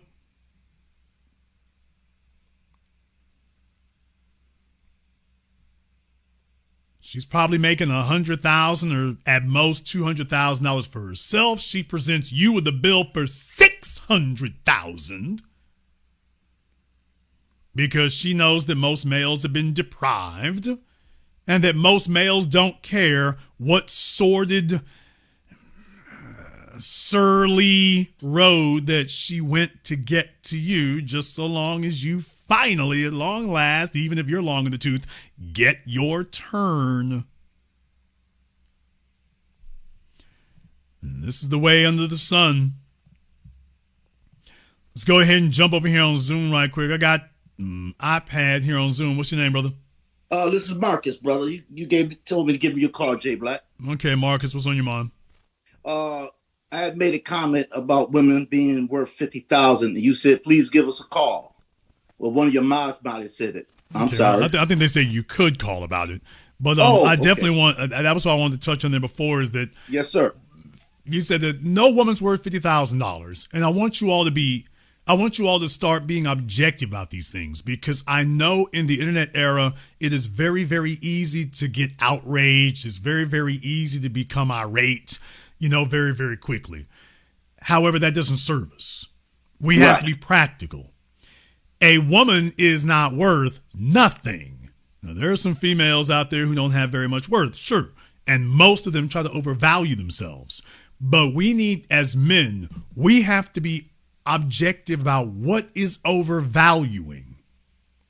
Most men don't have an agenda for a female to be with them. That's the real problem. They want a female, but they don't actually have an agenda for her. If you gave them an Ayisha Diaz, he couldn't tell you how she can make anything happen for him. The only thing she can do is, okay, well, you got a nice looking chick who's down for a threesome. All right. And that adds to your life. How? Well, I mean, I guess it's better than going to Disneyland in some regards. But what you're telling me is I don't actually have an agenda for her. But didn't you have sex with all these other females? Well, yeah. Well, then she's just next in line. That's not an agenda. What will really upset you is the fella twice your age who's got her making money for him with a smile on her face when she says, well, he's worth that. So you got to pay $50K and she's paying $50K for somebody else. Right. That's what's really going to outrage you. That part right there. So the real question is, okay, what makes him worth $50,000? I'm like, there are circumstances under which you would be. Okay, but let's take to in effect the young lady who we're talking about. Well, I guess at one time she dated Bow Wow, right? And Bow Wow went on her IG and said, "Hey, I don't know why she needs that money because she gave it up to me for free." That's what he said. Oh no, I absolutely believe that, and I'm sure back in the day, absolutely, right, back in the day, absolutely. And I understand what he's doing is clarifying a good point. Which is, well, when she was with me, she wouldn't charge me anything, which is the point that I made. At that time, true. Bow Wow had enough status, or at least residual status, because let's just be honest, it's kind of a nostalgic thing now. When's the last time Bow Wow had a hit? But the bottom line was she was trying to get her weight up. Okay, the way she's leveraging looks, she's not leveraging knowledge of engineering or astrophysics or IT. She's leveraging looks. Maybe bartender. Maybe she makes a hell of a Manhattan. I don't know. Right, but you have to have notoriety. There's a pretty faces are a dime a dozen. However, she wants to be a pretty face as well known. Okay, you're going to have to raise your profile. You're going to have to get somebody with some status that their name just gets shared organically who you can start mobbing around with. That's what Kim Kardashian and Paris Hilton did. By the way, both of them, broke heiresses. Well, was a broke heiress. The other one wasn't. They hung around those Hollywood chicks until they got their name on. That's how you do it. So that was the purpose that Bow Wow did. He was entry level. He was not top shelf. No disrespect, Bow Wow. Even a decade ago, he was not top shelf. He was entry level. But at least now she was in the game. At least now you could say you were with a rapper who charted, even if he was past his time. At least now you can say that you've made a name. You at least got the entry fee.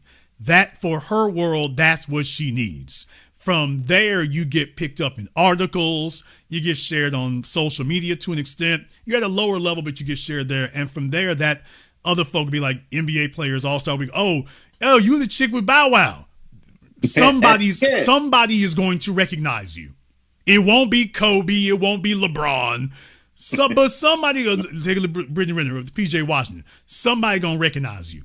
That's the coin of the realm for what she wanted to do. And it worked. And she pulled it off. How many others are trying and failing? So for her ship came in that regard, and it raised her name value. And she's been leveraging that ever since. And it has worked. So for Bow Wow to bring it up, it's like, yeah, dude, but that was then, this is now. Yeah, but Jay, let me ask a question. And maybe, it's a question you wouldn't know, but my question is, the interviewers, why didn't they ask her, and how has this worked out for you, this 50 grand? What number, how come they didn't say, how many suitors have you found at 50? I'm curious to know.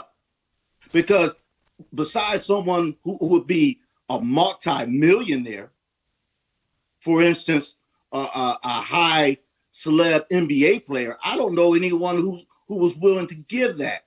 As one of the earlier voices said in your messages, for that type of money, I'm getting my passport and I'm on my way to the DR.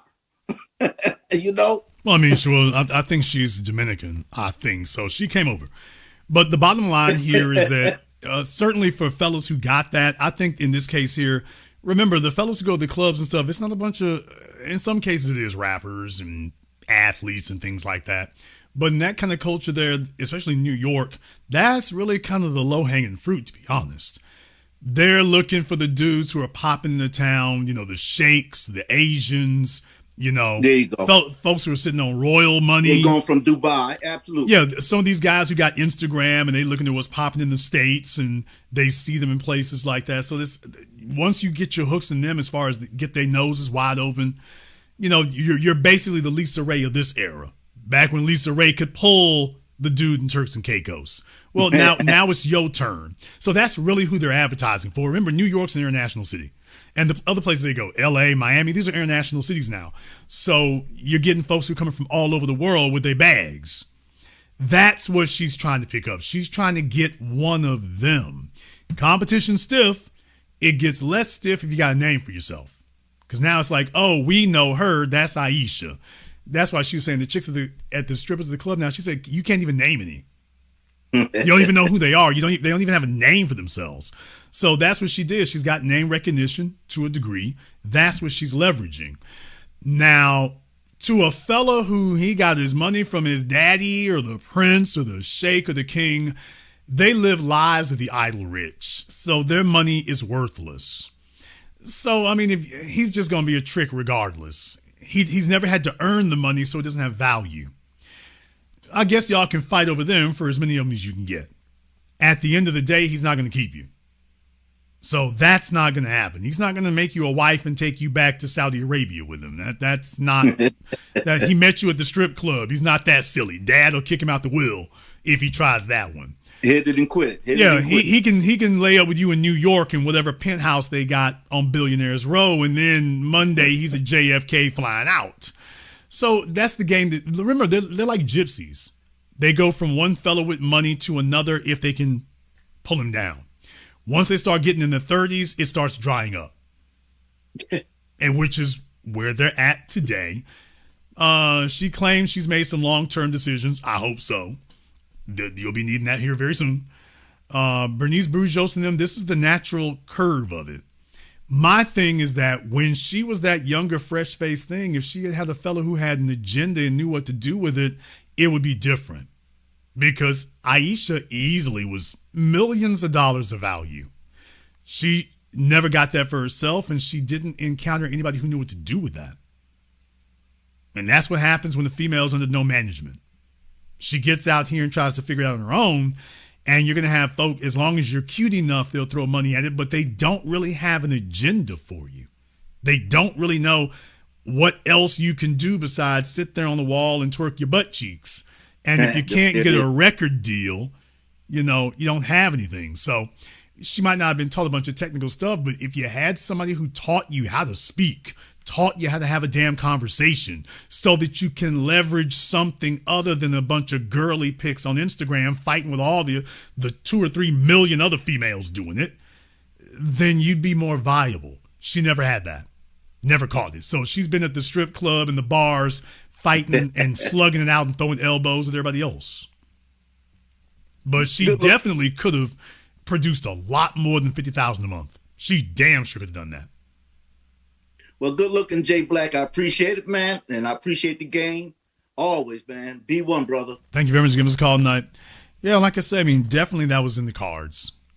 Definitely in the cards.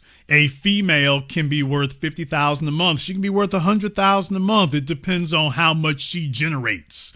Sitting in that chair is not generating value. Having a threesome is not generating value. You don't pay $50K because she'll have a threesome. Wait a minute. Dude. If you sitting right, threesomes come to you. It's not like that. So it's just, it may not be one with her. Then again, it doesn't have to be.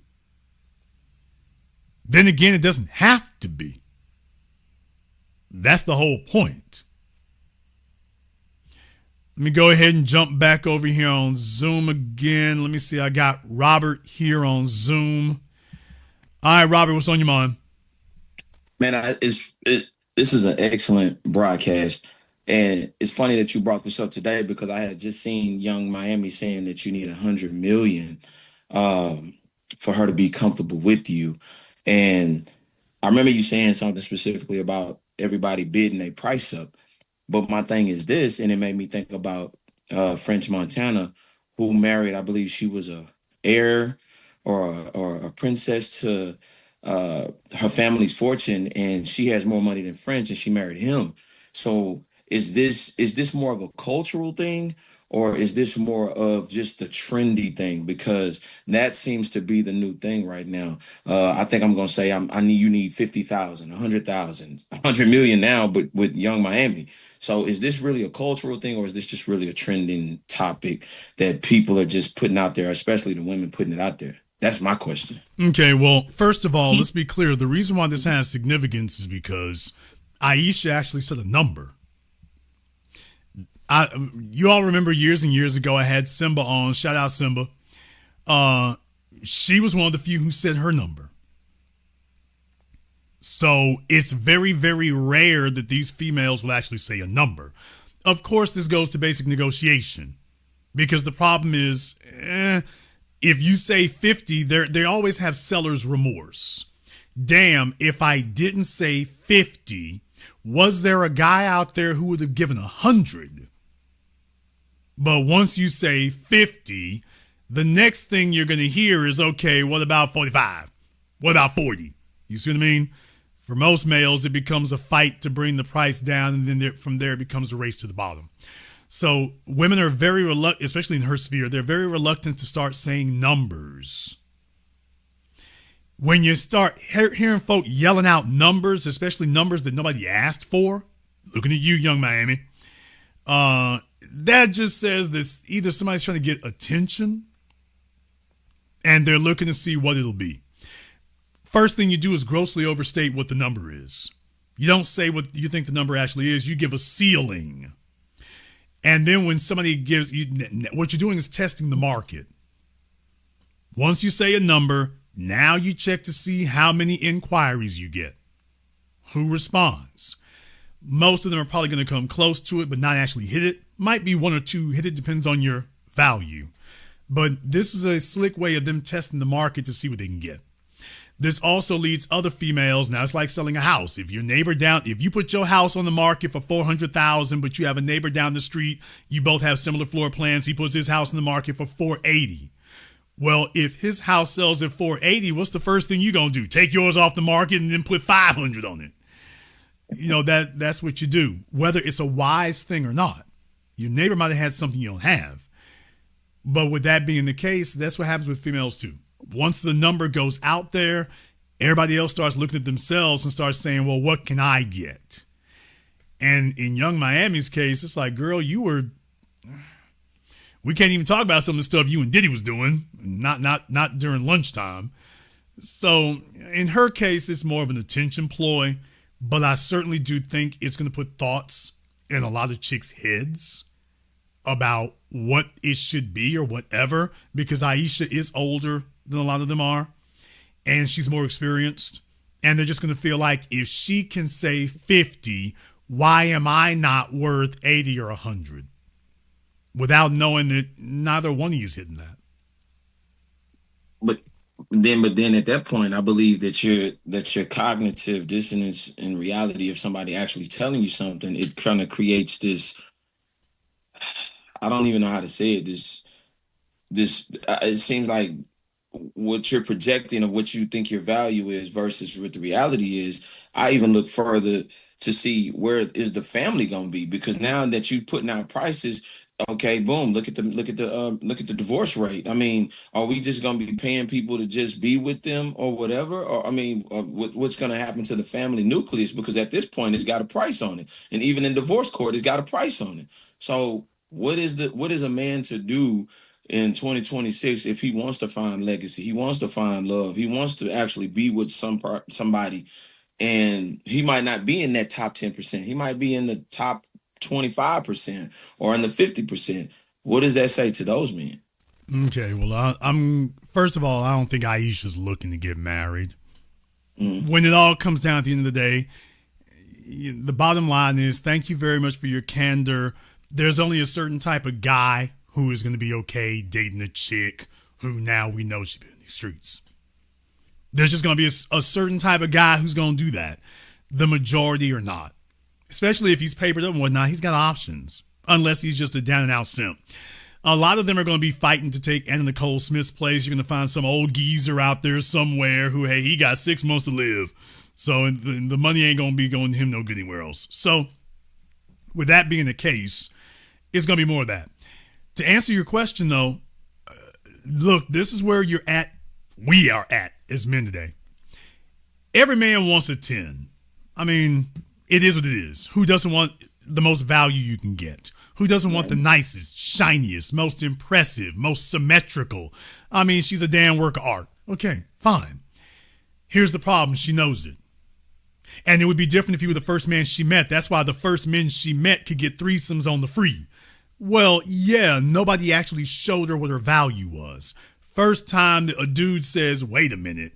Okay, that fella was broke you were with before. I'll take you to Turks and Caicos, no charge. I just want you to go with me.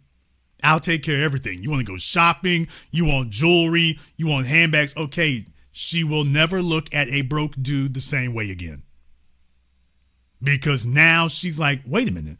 This isn't a dream. This is real. I got cheated by these other guys. That's what she's coming away with. So you will never again be able to convince her that that's not the way she's supposed to live. Even if the guy who took her there is just desperate. So once again, young females don't understand this. Fellas get older. He's never really been in demand. Well, he's willing to break a bag because he gets told no much, much more often than he gets told yes. So he's willing to pay a premium to not get told no again. So he makes this outrageous, overwhelming offer that you just can't say no to. That's what your 8s and 10s today are running into. Their DMs are full of athletes, rappers, politicians, heads of state, and these guys are carpet bombing. They're going everywhere. They're throwing offers to everybody. So you don't have the option of just sitting there and saying, okay, well, forget about it. This is what they're getting without you ever showing up. What's going to have to happen here is that men as a group, you all are going to have to get a 4 or a 6 that you can upgrade. Because the 8s and the 10s are all dogpiling and having threesomes and foursomes with that other contingent over here. And it's not until that gets exhausted, when they exhaust their supply of those guys, then they might ease up a little bit. But I don't think in this era you can start there. Now, that does not mean you necessarily got to be with a bugger wolf. That's not what I'm saying. What I'm saying is, as a man, please understand, even your 6s think they're 10s today. Yeah. So you're in this really weird, wacky, screwed up, schizophrenic environment. I didn't tell you there's a bunch of great offers, a bunch of great answers out here. That's not what I said. I'm just here to illuminate the landscape on which you find yourself. You'll get realistic responses from me. It's a schizophrenic environment. It's an irrational one. Now, there's the first thing, because what you're asking me about is irrationality. What you asked was a rational question. Okay, well, what if the subject of the discussion, however, is not rational? What if the people that you're talking to are not rational? Now what?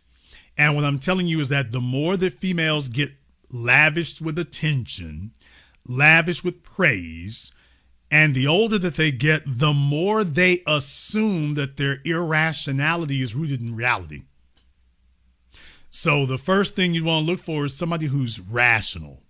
She realizes where she at. She realizes where she really ranks. And you're looking for character traits. So once again, if she thinks the world of you, all the rest of this stuff will come together. Or at least you'll have a much better option of having that come together at a reasonable price than having somebody who's like, well, I got one millionaire to lay on top of me in Rio de Janeiro. I'm aiming for my next one. Even if I have to wait a year, I'm aiming for the next one. And what I'm saying is that's the part that'll be a waste of time for you. She's holding out for a better offer. Talk to somebody who's not holding out for a better offer. Talk to somebody who's in reality about where they at, but here's where it comes to you. Do you have enough value for a chick to put in the effort to level with herself for that upgrade? And this is where most men fail. If you really want an 8 or a 10, go for it. But you have to qualify for that. You don't get that on personality. Not in this environment, not in our era. You don't get that. You don't get that. So if you're a guy who's average, please understand, in most of America today, a guy who's making $80,000 or less is like a female who's a 4. And deal with it, nigga. When the females look at you, she sees a 4. Now, unless you have just something else to offset that, that's how she feels about it. She's been dreaming her whole life of the Idris Elba gonna pull up in the Aston Martin and swing the door open. Okay, but then you showed up and swung the door open, looking like Flavor Flav. So she's like, oh, this wasn't on my bingo card. So what I'm saying is she had expectations, even if she didn't qualify for them. The real issue is she rational? And are you making a good enough offer that makes her say, hey, I need to be ultra motivated for this? Because the other issue is I think a lot of fellas complain because, yeah, you meet a chick who's on your level, you want her to overachieve, but she does not see an overachiever in you. Team reflects leadership. So if you're obviously not overachieving, but you want the female to overachieve so that you can feel motivated, hey, man, team reflects leadership. If you want a female to make herself extraordinary, there needs to be something extraordinary about you. And too many fellas sit there with their cell phones in their hands and their Xbox controller and reading memes to comfort themselves in their ignominy. Look it up. And as a result, it just becomes this feedback loop to a cesspool. So if I were to make you all the strongest suggestion, I would say in the interim, and if you stumbled across an 8 who's gotten into more rationality about herself, that's great. The problem is today, most females, if they're just naturally an 8 or a 10, bruh, she was an 8 or a 10 in high school. So unless you were just in the right place at the right time, and if you're not a high schooler, you're not. Dude, she's had dudes all over her now for the last decade. Morning, noon, night. So you're late. You're gonna be late. Just by definition, you will be late. If the body count is low, that means the benefits package was exceptional. If the benefits package was not exceptional, that means the body count's out of this damn world. So basically a 5 across the board, like you always talk about. Well, I do even numbers, but sure. I mean, if you between a 4 and a 6, sure, a 5. I mean, definitely. But I mean, remember a 5 who hasn't a 5 who don't know what she's working with, or she hasn't been under proper management. You know, because you got fellas who are like, I ain't really looking for a 5. Okay, but has she been unmotivated? You know, you want to give you a sports analogy, take a look at Tom Brady. He wasn't drafted at the top of the damn draft. I mean, he was way down. Okay. Belichick saw it. Clearly Belichick saw it. And what I'm saying is that as men, let's just be honest, most males, they really just want a place to sleep, a place to eat, and a rump, even if it's not particularly nice to look at. And at that point, he's done. Let's just say, call it for what it is. Most males, once they have regular sexual access, it don't matter what it looks like, he's done. He's done competing. I'm like, okay, well, just understand that's the level of motivation she's going to have. That's the level she's going to have. So first and foremost, you need to make sure that she's got something to be motivated by. Well, first and foremost, that she is a person who is coachable, that she's motivatable. If she's just happy the way she is, leave her where she is.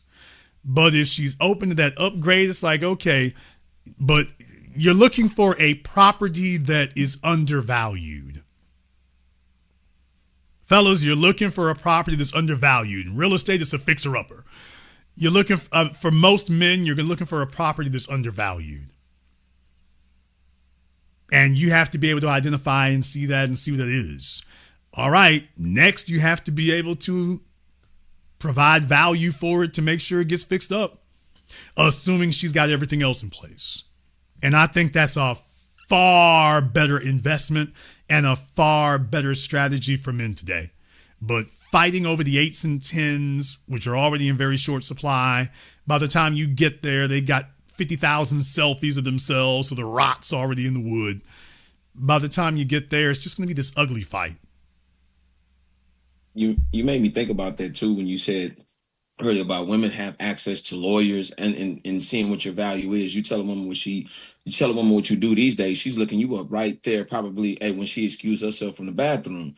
And me being a longshoresman, that right there, you know, it opened up a can of worms, because everything I've heard about a longshoresman, even from my friends, my homegirls, they like, oh, we know you making that big money down there. And I'm like, nah, it's not what you think. But their perception is that since it's been on the news and what these guys were fighting for in the contract, oh man, everybody's going crazy. It was like, it became a thing. It almost became like almost a little meme or whatever. And I've seen a couple of memes running across TikTok, Instagram, when you find out how much a longshoresman make. Then they showed the girls running up, trying to, bring lunch and different things like that. And I said, just how fast as that became news, look at how fast everybody was on it. So I do believe you when you say that, like that access thing is instant now these days. They'll start sifting away the bull crap, you know, instantly, even from the moment that you approach them. So, well, you know, that's great. That's wonderful. That's cool. That's all fine. Here's the problem with it. This goes back to what I said there before.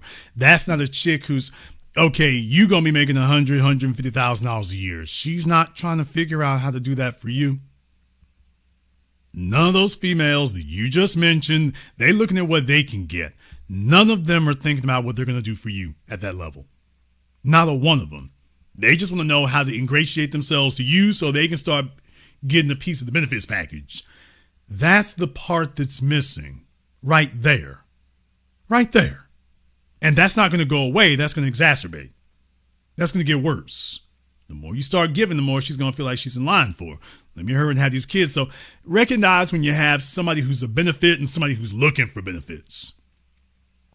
The other thing is, and this is a big one here, I'm not mad at chicks like Ayisha. I'm not. It is what it is. Here's the problem. Understand what they're also looking for. They're looking for a man who's going somewhere. You can say what you want to about athletes or whatever. Stephon Diggs is going to the Super Bowl. Damn! He's going places. Yeah, he's going to the Super Bowl.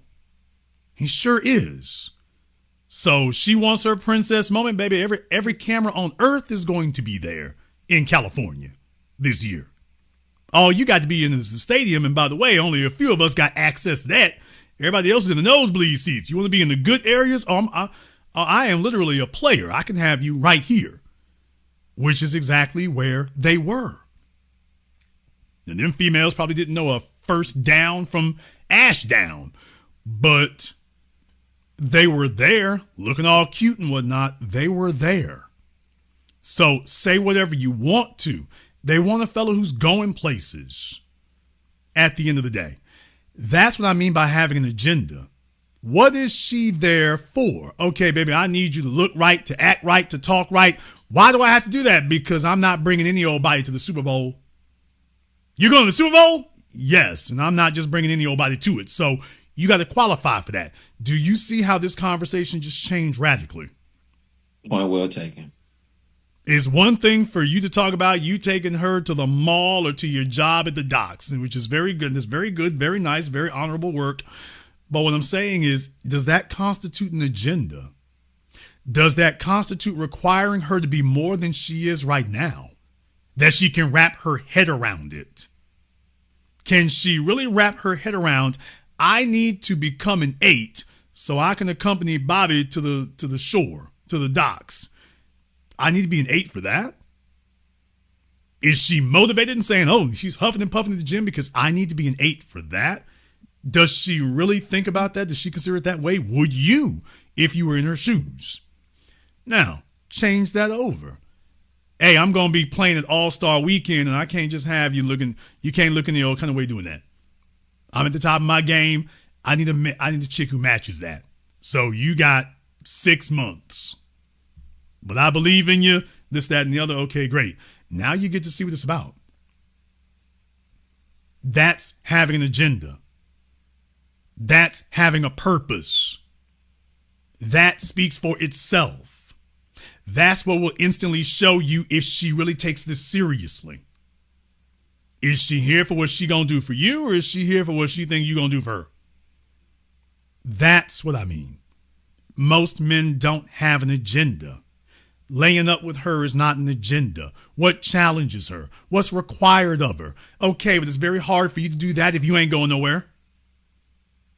If you just want to sit exactly where you are, just understand she's going to be like, well, I'm fine the way I am. But if it's very clear you going places, say whatever you want to about the prince or the sheikh from Dubai. He's going places too. Where's he going? Dubai. He's going there and he lives there. He ain't visiting. He's visiting you in Miami. He lives there. Oh, okay, he's going places. That doesn't necessarily mean you need to marry him. What I am saying is that, do you understand there's an agenda? He's going to take you back to Dubai. They're going to the Burj Khalifa. He's going to introduce you to his uncle and the sheikh over here and whatnot. As long as they don't know you stripping.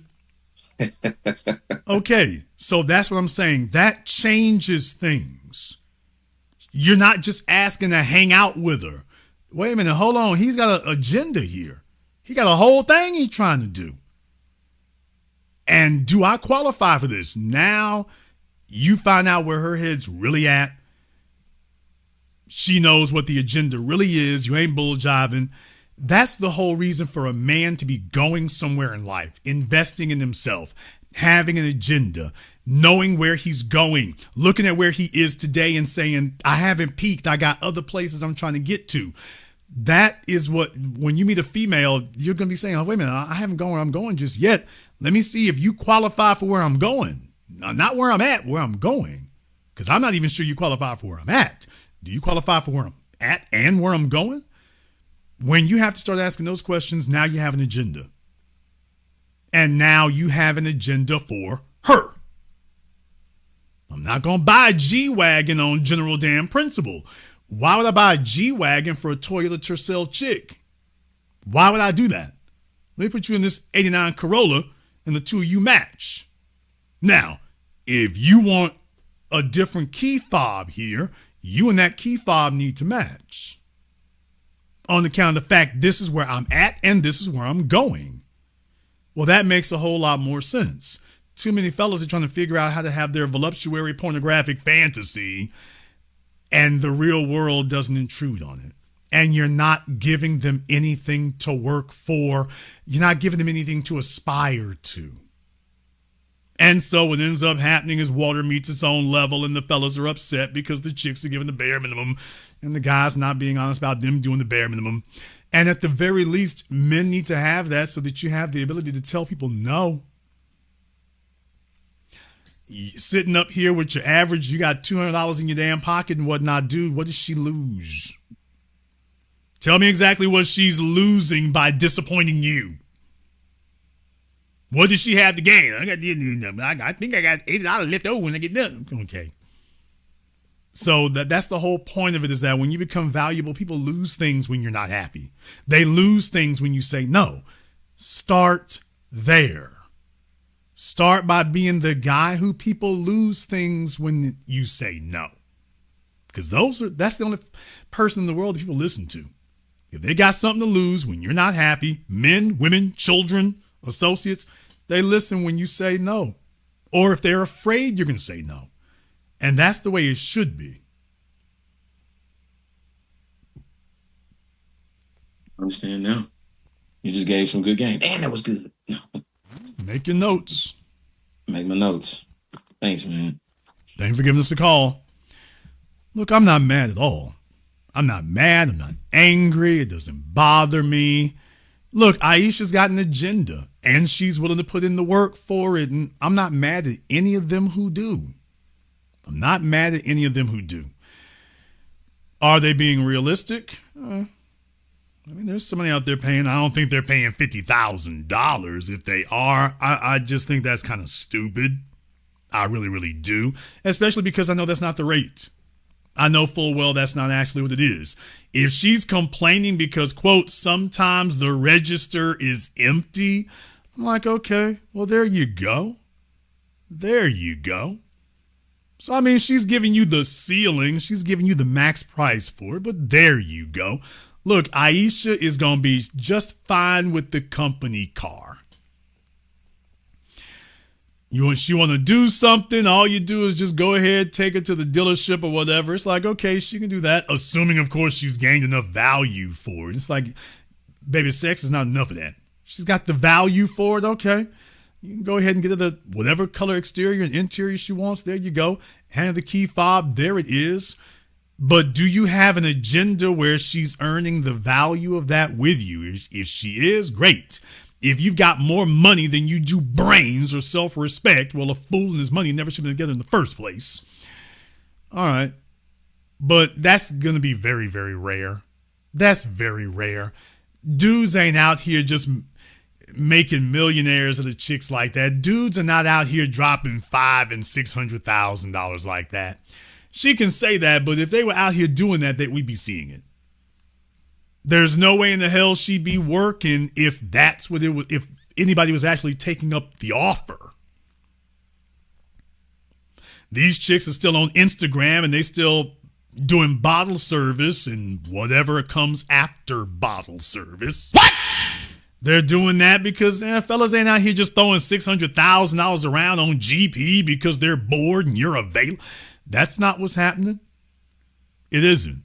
So I don't blame her for trying to talk up her price. I'm just letting you fellas know, don't you be stupid. It's not that.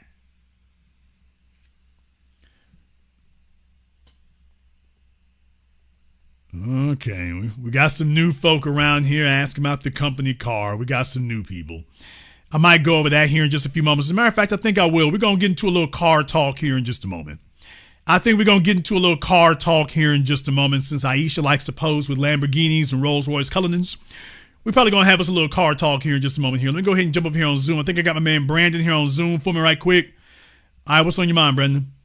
What's going on, JB? Great program as always, brother, man. Just had to go ahead and tap on in, and man, you killing it again, man. These females out here, ain't no way in the hell that woman out there finna make charge no $50,000 a month. These females will literally sit up here and say anything. It is nowhere near that amount to keep these females or to get them, because every time you do a background check on these females, you always see that they broke. Look at what Brittany Renner would talk that same damn stuff, and look what happened to what her finances got on out there when you broke that down. These chicks are never living anywhere near the comparable life that they sit up there and tell these dudes, sit up there and portray on the internet. These dudes are really just not just breaking them on off like that. And then to a certain degree, we also got to remember, if they are breaking off any large sums of bread, it's usually to keep these females' mouths shut. There's usually always something else going on, some other ditty activities, and what else they're doing. We also got to remember with these type of chicks, though, they're also getting bought their silence to a major degree. It's about a lot of the silence about what really goes on. Yeah, I mean, that's the one thing she really did mention when they talked about about contracts. I'm like, I don't know why they didn't just say in NDA. Because otherwise, you would have heard of all the fellas these chicks done laid up with. And you haven't heard anything because NDAs are everywhere. Yeah, everywhere. There's all NDAs everywhere. A lot of these chicks are out here under NDAs, and there's whole lawyers that go ahead and got that stuff, lawyer markets though for that. So yeah, these chicks though, they're never going to tell the real story about what's really going on and what they really just signed up for. And part of that money that they're just getting, a lot of that though is just always just for their silence though, because these dudes are reputable. There's a reason why, the chicks at Epstein Island and ain't said nothing. Yeah, there's a reason why. That stuff hasn't really just came on out there. You don't have a bunch of women like Bill Cosby doing the whole Bill Cosby thing on Epstein. These chicks are under contract and they got paid. They'll never talk about how much they just got when they got paid, and they got paid for their silence to do these things. But if you was really trying to mess with one of these chicks in any type of seriousness, ain't no way it's 50,000, dude. Hell, if a dude can throw your ass $3,000 though a month though, man, shoot, she already knows she can't complain about exclusivity. She can't. You said 5, I say 3 in this market. Ain't no way a woman can turn that down, because hell, there's only so few of dudes that can actually do it. And there's so many females that actually willing that'll take that's making anywhere near amount of money that they can actually turn that down. So there's absolutely no way these chicks are out here doing all this bidding on up that they're doing. No, dude, trust you me. You probably drop what you think a X3, and they a BMW though. Shoot, basic, they own it because they ain't got nothing else, Jason. I disagree with that to a certain extent. So I do believe it's happening. I do believe it's happening, and I do believe it's happening to the tune of tens of thousands of dollars. However, I think most of this is Dubai talk. I think most of this is OnlyFans, champagne room Dubai stuff. I think that's what really, and most of them can't pull that off. But I'm these chicks are going to Dubai and stuff. I'm pretty sure somebody over there dropped them a 10 or a 20. I'm sure they dropped them a 10 or a 20 for something that they would never in their lives want to disclose what the hell happened with them and the camel when they got over there. That's the part I'm talking about. That's what's going on. So it's not that somebody's not paying it. I don't think they're paying $50,000. That's just Star Wars. However, 10 or 20, yeah. But that's the tricks, turning tricks price. That's not the hanging out. That's not the girlfriend price. That's the girlfriend horror experience price. That's not the girlfriend price.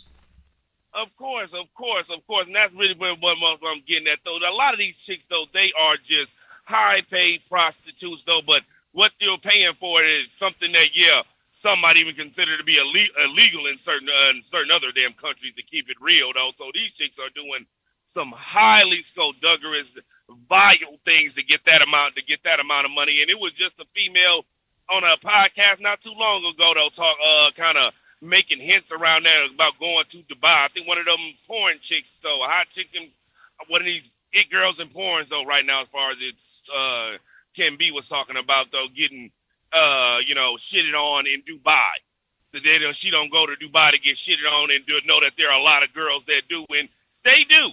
They go over there to these damn places, though, where they just get drowned on down in the most degenerate ways and humiliated, and then they'll try to come back and sit back and say that they're just getting all this money from tricks, though. And I'm like, no, girl, you didn't have to do some of the most unimaginable things that would make Diddy look like a saint if you knew actually how they really got that money. And they gonna use you, and they're gonna blow through it.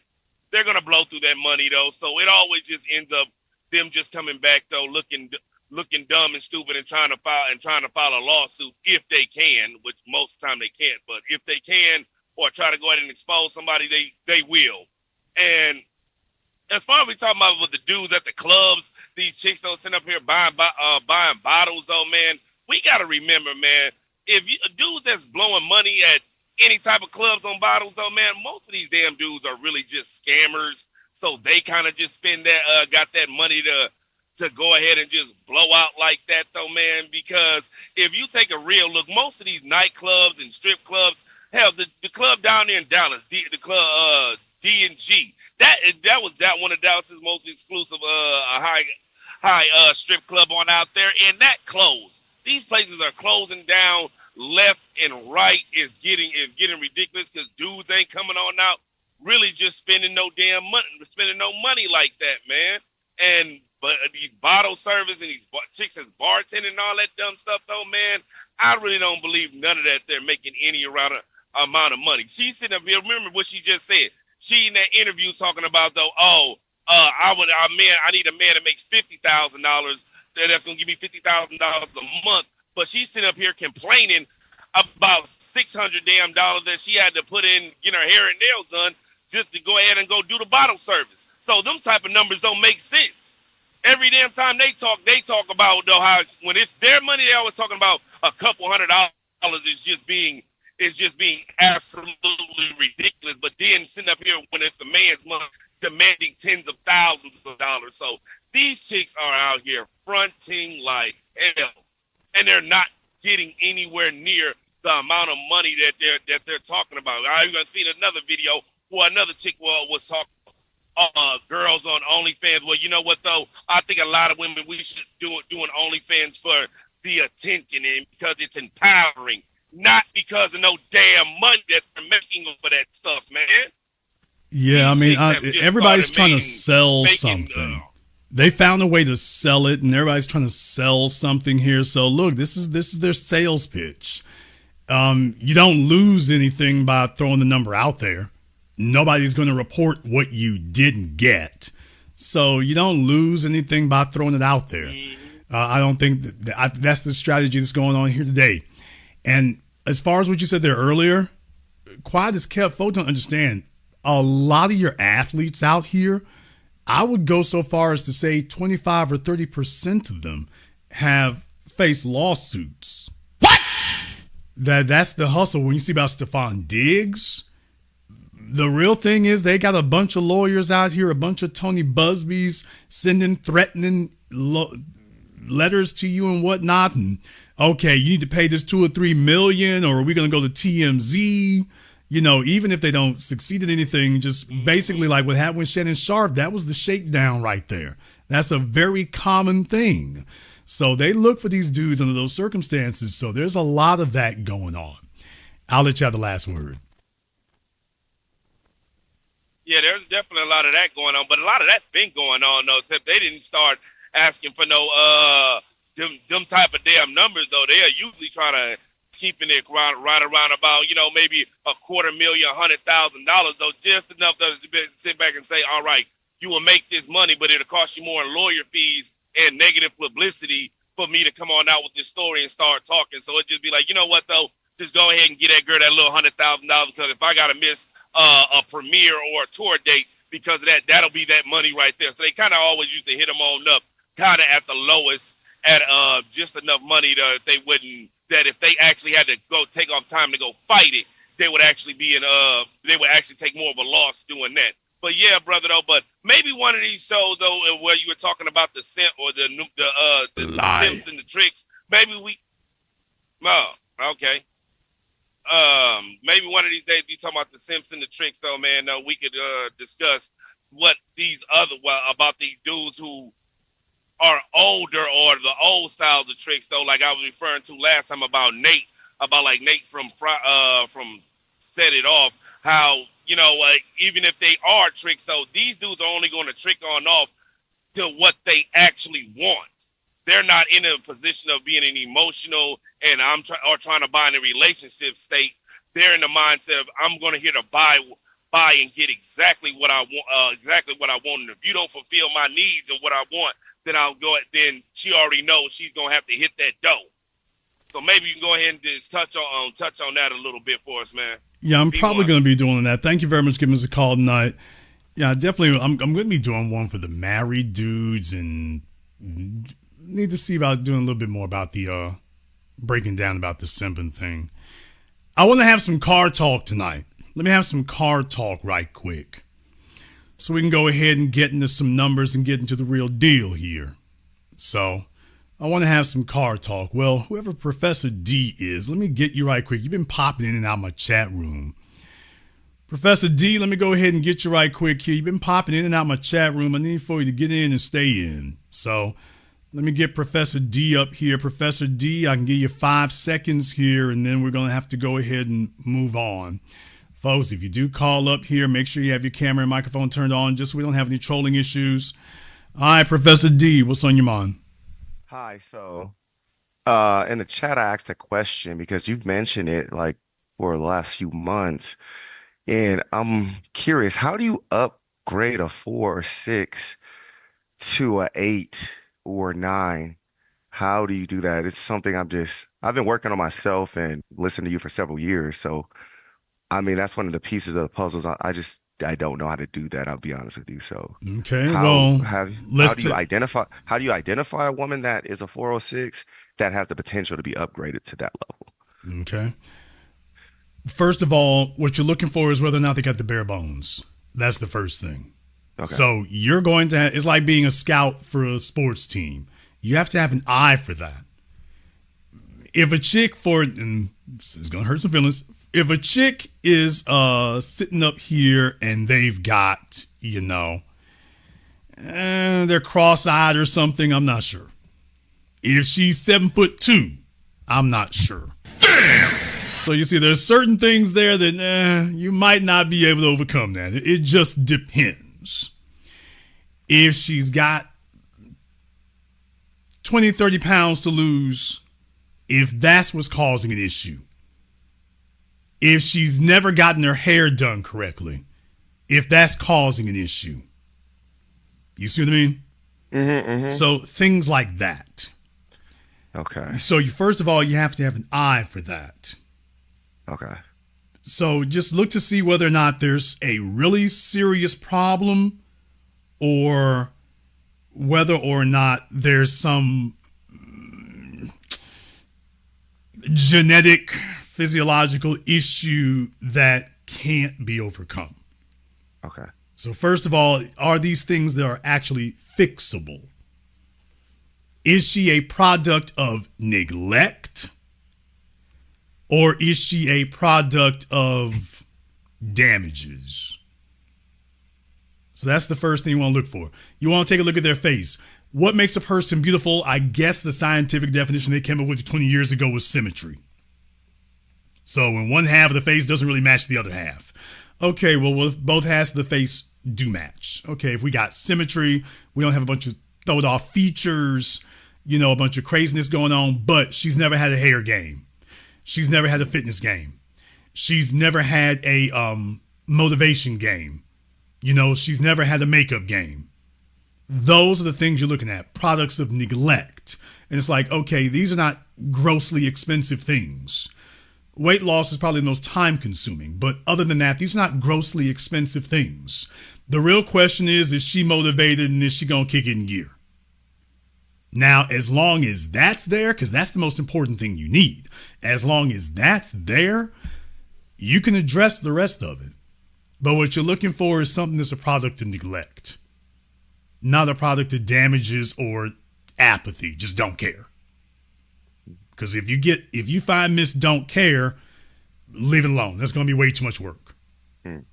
You want her to be motivated. If meeting you is not the motivation,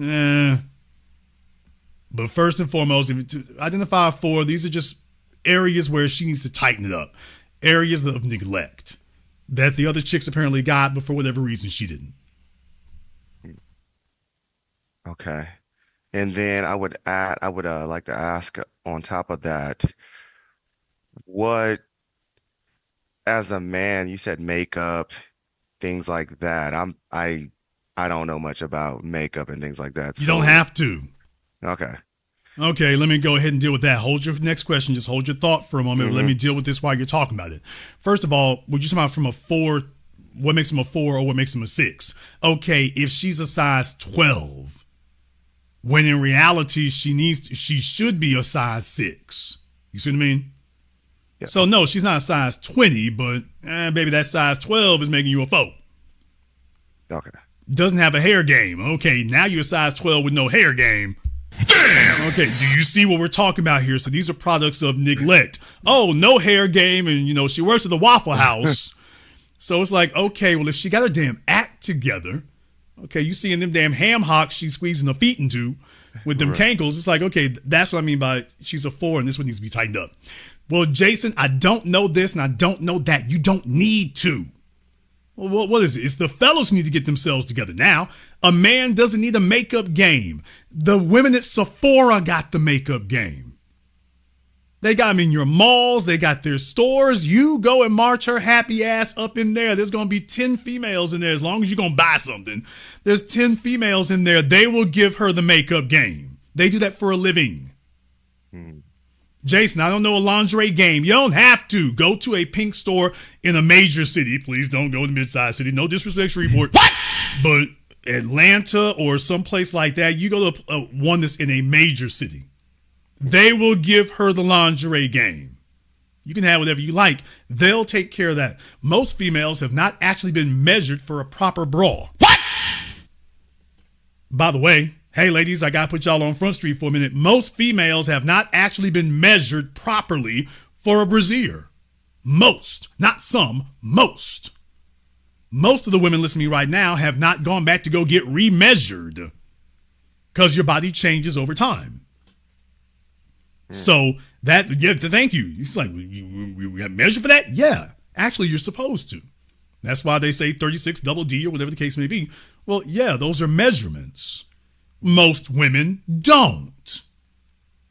Well, they do that at Victoria's Secret every day. However, you probably don't notice because most women don't even ask. But by the way, that's a basic service that they offer there. Basic. Also, the same thing at Nordstrom's, Dillard's. I can go down the list. These are places where the employees there know how to measure you. Most women walk in, or should I say waddle in and waddle out, and never even get that far. So no wonder they're just doing the best they can. Well, this feels right, as opposed to, is this actually made to boost and lift and support and not look crazy under your clothes and so on and so forth? Have you gotten a second opinion, or is this just good enough for your granny? Wires and straps showing? Okay, so things like that. As a man, you don't need to know these things. Now, I know them because this is the product of years. This is the product of decades of experience. So When the female needs to go somewhere or something, I tagged along when I was younger, and I've got the benefit of all these experiences. Most males have no idea that's what happens. Y'all like, look, the best you'll do is give her a credit card and say, call me when you get back from the store. Did you ever go see how the sausage is made to find out what they actually offer? You go to Bloomingdale's. You don't have to have a perfume game. They'll take care of that for you. Make sure you go to a flagship store, something like that. Once again, in a major city, you go to Bloomingdale's, they got representatives for Tom Ford. They have representatives for House of DeMarley, representatives for Bond. So when you go to the major ones, they got folk who that's what they do all day, every day. So they'll have specific things. You just tell them what you're looking for. What kind of scent are you looking for? What do you want to do? And they'll take care of the rest for you. So once again, these aren't things you have to know. And need I even talk about shoes?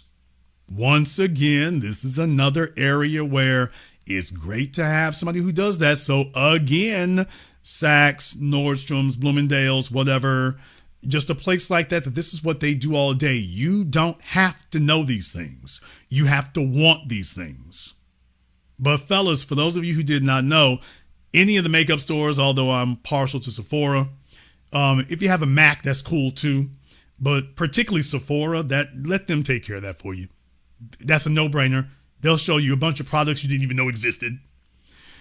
Let them take care of that for you. And for the clothing game, that's another one. I'm a big proponent of she can have one killer outfit, but it needs to be for the right size. So tell her this is what you're going to get when you get where you're supposed to be. Remember, for a female, when she looks in the mirror and she sees she looks right, that's better than food. She sees money. When a female sees herself looking right in the mirror, she sees money. It's like a bonus check. So fellas, you don't have to overthink these things. These stores that do this stuff, you haven't done enough asking. Makeup game, go to Sephora. The hair game is a little bit different because there's nothing you can do in mass for that kind of thing. You have to have a stylist that you know. That's one of the hardest things to find, but it's very much worth it. Very, very much worth it. That's essential. No hair weaves and extensions, the hair on her head. So makeup game, shoe game, hair game, perfume game. You can go acquire those things. And okay. I mean, not to dive into your personal business, but I'm maybe on Patreon. What were the steps that you've done, or have you? I'm sure you've done it because you only speak on things you've done. What were the steps, or what was the process that you've implemented yourself to upgrade a 4 or 6? One, where did you identify her at? Like typical locations, typical age range, and where were the steps you used to upgrade them to this higher tier? Never had what I would consider to be a genuine 4. I have had some 6s though. So I've never had what I consider to be a genuine 4, although if all the bones were in place, it would be the same thing. I'm a firm believer that you can take a female on my even number system. I'm a firm believer that if the bones are there, if the foundation is there, what they call in bodybuilding, the base, if the base is there, you can take her up 2 steps. So I'm a firm believer, if the bones are there, you can take a 4 to at least a 6, maybe an 8. And if she's a 6, you can take her to an 8, maybe a 10. But you should at least be able to get 1 step above where they are. Also, remember, as men, we judge in 3 dimensions, from the neck up, from the neck down, and from head to toe. The real problem for most females is not that they're not Beyonce or they're not stunning or they're not a supermodel. The real problem for most females is they're not being the best version of themselves they could be.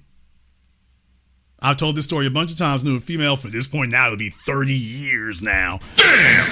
I mean, she was nothing to look at. She was like Cardi B before Cardi B got her teeth done. However, everything else about her was on point. Hair, nails, perfume, exotic. So she was the best version of herself she could be. That's what's really missing for most women. They're not the best. It's not that they're not the world-class version of somebody else. They're not even the best version of themselves. And it's obvious that this is the best you could do. That's what's offsetting to you about it. Is that you see, baby, you're negligent. This is just negligence. You're a 6 who could be an 8. You're sitting at a 4. You should be a 6. You should be a 6 or an 8, but you're a 4. And that's the part that's missing there. So experience, fellas need to get out more. You don't learn anything on social media. You learn things in the real world. Put your damn phones down. Go to a mall. Go to a store. Stop being self-conscious. Go and observe females in the real world. See what you like. See what you don't. Have something to compare it to, because you can't lead a person to something you ain't even sure about yourself. If all you can say is what you don't like, that ain't enough. You need to know what you want, what you like specifically. Now we can go somewhere, but if all you got is, I hate it, and this is no good. Okay, that's not helping. That's not doing it at all. So for me, the real thing is making sure you have the bones, making sure you have the foundation, which starts with desire. It starts there. If she's perfectly thrilled with the way she is and she sees no holes in the game, leave it alone. So the first things you're looking for are not physical. It's psychological and emotional. If she wants more, if she aspires to more, that's where you start. So even if you see all the bones, wait a minute, we ain't got a starting point unless she wants more. Now, if she does, okay, let's see where this is going. Then from there, you start determining, okay, what's separating her from being a size 6 or a size 8? Are we dealing with 30 pounds? Or are we dealing with 130 pounds?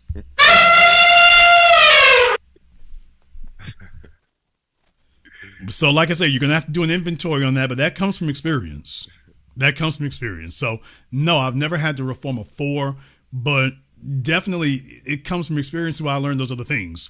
So you have to know what you like. If you don't know what that is, there's no way you can lead her to that.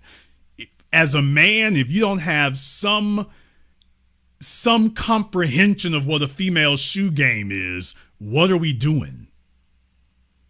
So how are you going to know she's got it right if you don't even have a preference?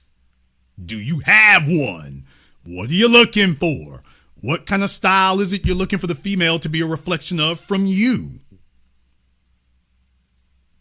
That's where you're supposed to start at. Okay, when you're complete, okay, this is the accompaniment I'm looking for. Oh, these are the kind of shoes it needs to be. This is what it doesn't need to be. I know a bunch of fellas out there. I mean, as long as she's cute enough, she can wear sweatpants. I'm like, okay, well, all right. Why does she need a shoe game with sweatpants? What kind of shoes? Kids? Asics? Do you see what I mean? Yes. So this is going to start with you. What is your floor? What do you demand? What are your expectations? What is it that are not just the things that are turn offs, but this is what I want, not what I don't want. Okay, but what do you want? I ain't sure, but you ain't got it. Okay, that's the worst. Okay. So it starts with you. Develop a profile. This is the ideal candidate, or this is the acceptable candidate, and there's a range. Start there. It starts with you. Not me, not her. It starts with what you want. Okay. So, okay, that makes sense, because I makes sense. So then once you upgrade a woman, I think the biggest issue to face is you upgrade a 6 to an 8. Now she's getting a lot of male attention and her ego grows. Yep. How have you handled that? Or is that how do you deal with that? Or how do you manage that? I need men to understand something. When a woman changes, you've changed her. So just understand she is not going to be the same female that she was when you met her. By definition, you walked in wanting to alter that. So you got to take that and everything that comes with it. That's the first thing, is you need to be prepared that at the end of this process, I'm going to have a different person who will see the world differently. Well, that was what you set out to do. So you need to be prepared. This is where it starts with, first and foremost, does she want you more than you want her? Now, if she's like, you are the bee's knees and you are the living end, her changes, she will just see that as complying with you and that's more of what you want. But if you two are more equal in that regard, just understand when she upgrades, she's going to start looking at you differently. You want it to always be that she looks at you as if she wants to belong here. If you're not firmly in your mind, dude, she 100% wants to belong here, almost to an annoying extent. Almost. Okay, you're probably solid. Where fellas get messed up at is they kind of hedge their bets there. Well, this is the one I could get. And I mean, she's not really head over heels like that, but we cool, it's all right. When you get to the end of this process, she's probably going to see you a little differently. Because if she's been waiting to test options and before now she was never fly enough to have them, now all of a sudden she got a coach who showed her how to get that. That's just like buying a woman breast implants. That's stupid. Don't do that. You get her breast implants, I promise you there's going to be another dude gripping them before the next 3 years is over. So it begins with you. You have to be the draw. You have to be the value. You have to be what she aspires to when she was a 4, when she was a 6. If you are that dude she aspires to, these other changes will most likely be a part of it. Now, I'm not guaranteeing you that because please understand, you start making changes, they've changed. This is why you have to have other things. We are not nigger claws. I didn't say Santa Claus, I said nigger claws. That's not who we are. We don't just go grab a chick, ooh, you a 6, let me throw 10, 20,000 to this. No. That's not the way that works. Did she earn her position? Does she pay tribute? Is she investing? Is she sacrificing for you? Did you measure that? Sacrifice means giving up things she wants, not little old, tertiary, minor, petty things that she can do without. I'm talking about some stuff she really wants. Is she sacrificing that for you? Is she showing, I've got genuine passion for him. I'm giving up family reunions and stuff to be with him. Is she doing that with a smile on her face? If she isn't, there's your value. You need to accept that. If she is, okay, she's establishing that now. You see what your value is to her now. So you don't have to question this in 3 or 4 years. That's what a woman is going to be far more likely to stick by her decision, not her feelings, her decision, especially if she's already had to invest in sacrifice. If you didn't have her give up anything, guess what? It'll be very easy to leave you because it didn't cost nothing. You put all the money in, you put all the time and effort in. If she didn't put in anything, well, no wonder she's going to be able to leave so easily when she gets the upgrade. When she gets the glow up, it didn't cost nothing. Or at least you kept the cost low. So if this is going to cost you a lot, everybody needs to put in a lot. Not just you. So start asking, what did she sacrifice to be here? What is she sacrificing right now? What is she giving up? What is she doing above and beyond? Things that she can't get up and walk away from. What is she putting in and showing the whole world about that? What is she doing that? If the answer is, I don't know, I'm not sure, or something minor, we're not doing a very good plan here. So before you get started with the rest of that, yes, she will change the way she sees things and thinks about them, which is what you wanted. And yes, if she starts looking better, she will be appealing to more men. Yes, she will. So what is her investment in you that makes her say, yeah, but I'm going to be losing if I leave this? I can get a new guy, but look what I'm walking away from. This is why you say, as men, we always have to be competitive until the day we die. Well, yeah, the other thing is, it's going to be very hard for a female to walk away from a fella she learns from. So once again, and that's the other thing. Females like without getting too Freudian about these things there, the father was the first man who taught her things. She's looking for the man who can continue this process of teaching. So the part of the upgrade is you're showing her things she hadn't seen before, things she hadn't experienced, things she hadn't executed. You're finishing that process. But on top of that, assuming she shows the value, that's when you add on the other things. That's when we start getting a jewelry game, a vacation game. Notice all that comes later. Jason, there's a vacation game. Yes, there's a vacation game. While every other jackass and their daddy was telling you all about going to beaches, you notice the fellow who called me a couple of years ago from Oklahoma. For those of you who remember, some of y'all remember, y'all gonna start smiling in just a moment. Yeah, y'all remember that phone call. Yeah, he called me from Oklahoma. I had his chick get on the damn phone and whatnot. Wasn't talking about no beaches. We're talking about the desert in Sedonia. So while everybody else is going to the low-hanging fruit, all you know about is beaches because you watch rap videos. There are a bunch of different climates and different environments out there way more expensive than any beach. I can show you some hilltop, snow-covered mountains and chateaus. I can show you some desert environments. I can show you some valleys. I can show you a number of different environments that cost a hell of a whole lot more than any beach you've been to. Okay, most women don't even think in those terms. They're looking for a fellow who'll be their guide to it. So this is something that money doesn't buy. Knowledge. That you already have that knowledge of it. And she realizes if I leave, I'm losing out on this. Now she has to look for another guy who just gets it. I don't like reading women's minds. Well, nobody does, but to a certain extent, they're looking for a guy who just gets it. She didn't even know she liked going to the desert till she met you. Yeah, because I know what you're talking about. In the area I live in, the Rockies, there's hot springs that I like. Some of the women I know, they love to go to the hot springs up in the mountains out in Colorado. So I know what you're talking. I'm familiar with that. Oh yeah, take a look down the city from Pikes Peak. Yes. Oh yeah. You go for anybody who's never been there or whatnot to Denver, go to Pikes Peak and take a look down at the city from there. It's first you gotta get up there, but it's gorgeous. It is. And by the way, the majority of females in Colorado have never been up there to go looking at from that direction. They've looked at it, but they've never looked at the city from there. Oh, yeah. This is good information because I'm just always I was curious the last few months on how you identify, how you upgrade, and the different things you do. It's been a curiosity of mine the last few months that you've mentioned this over different programs. So.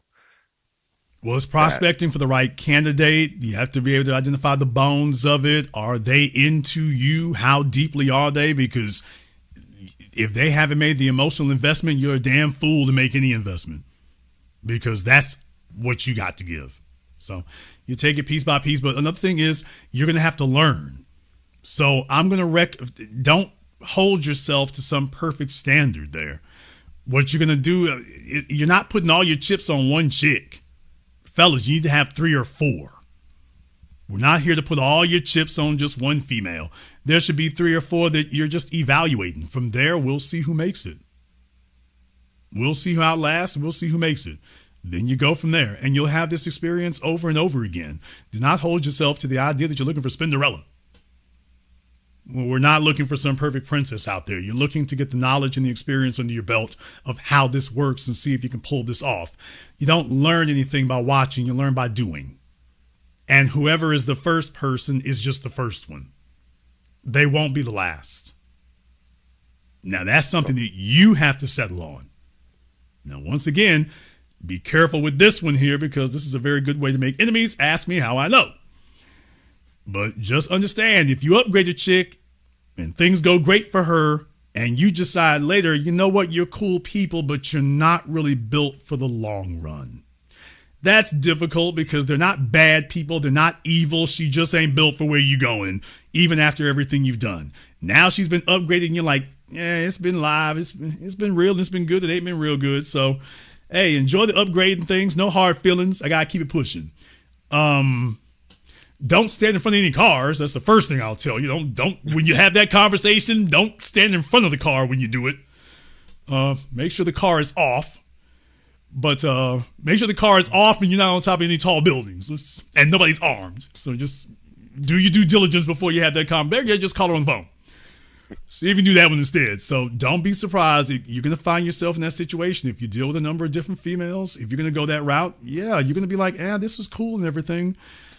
I don't need to be somewhere else. Do not be surprised if they're hella resentful.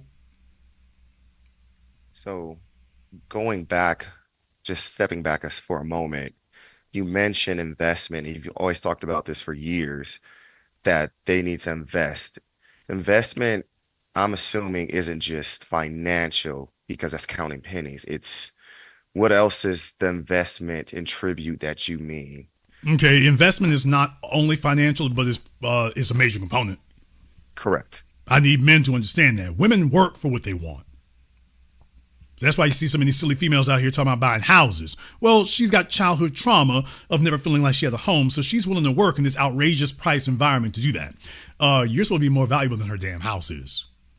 Now, if she's willing to work for a house, and meanwhile you buying gifts and she ain't never bought one for you, she's telling you what your value is.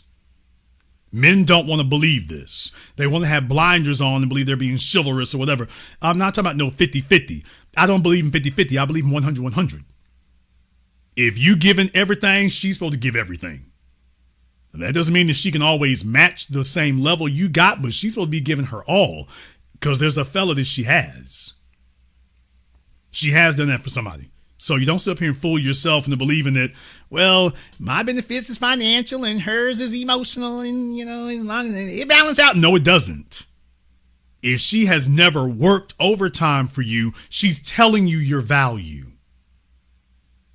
Females just play dumb about that. No, women ain't stupid. She knows full damn well if your birthday has come around, if New Year's has come around, and she ain't spending no money on you. She knows what the hell she doing.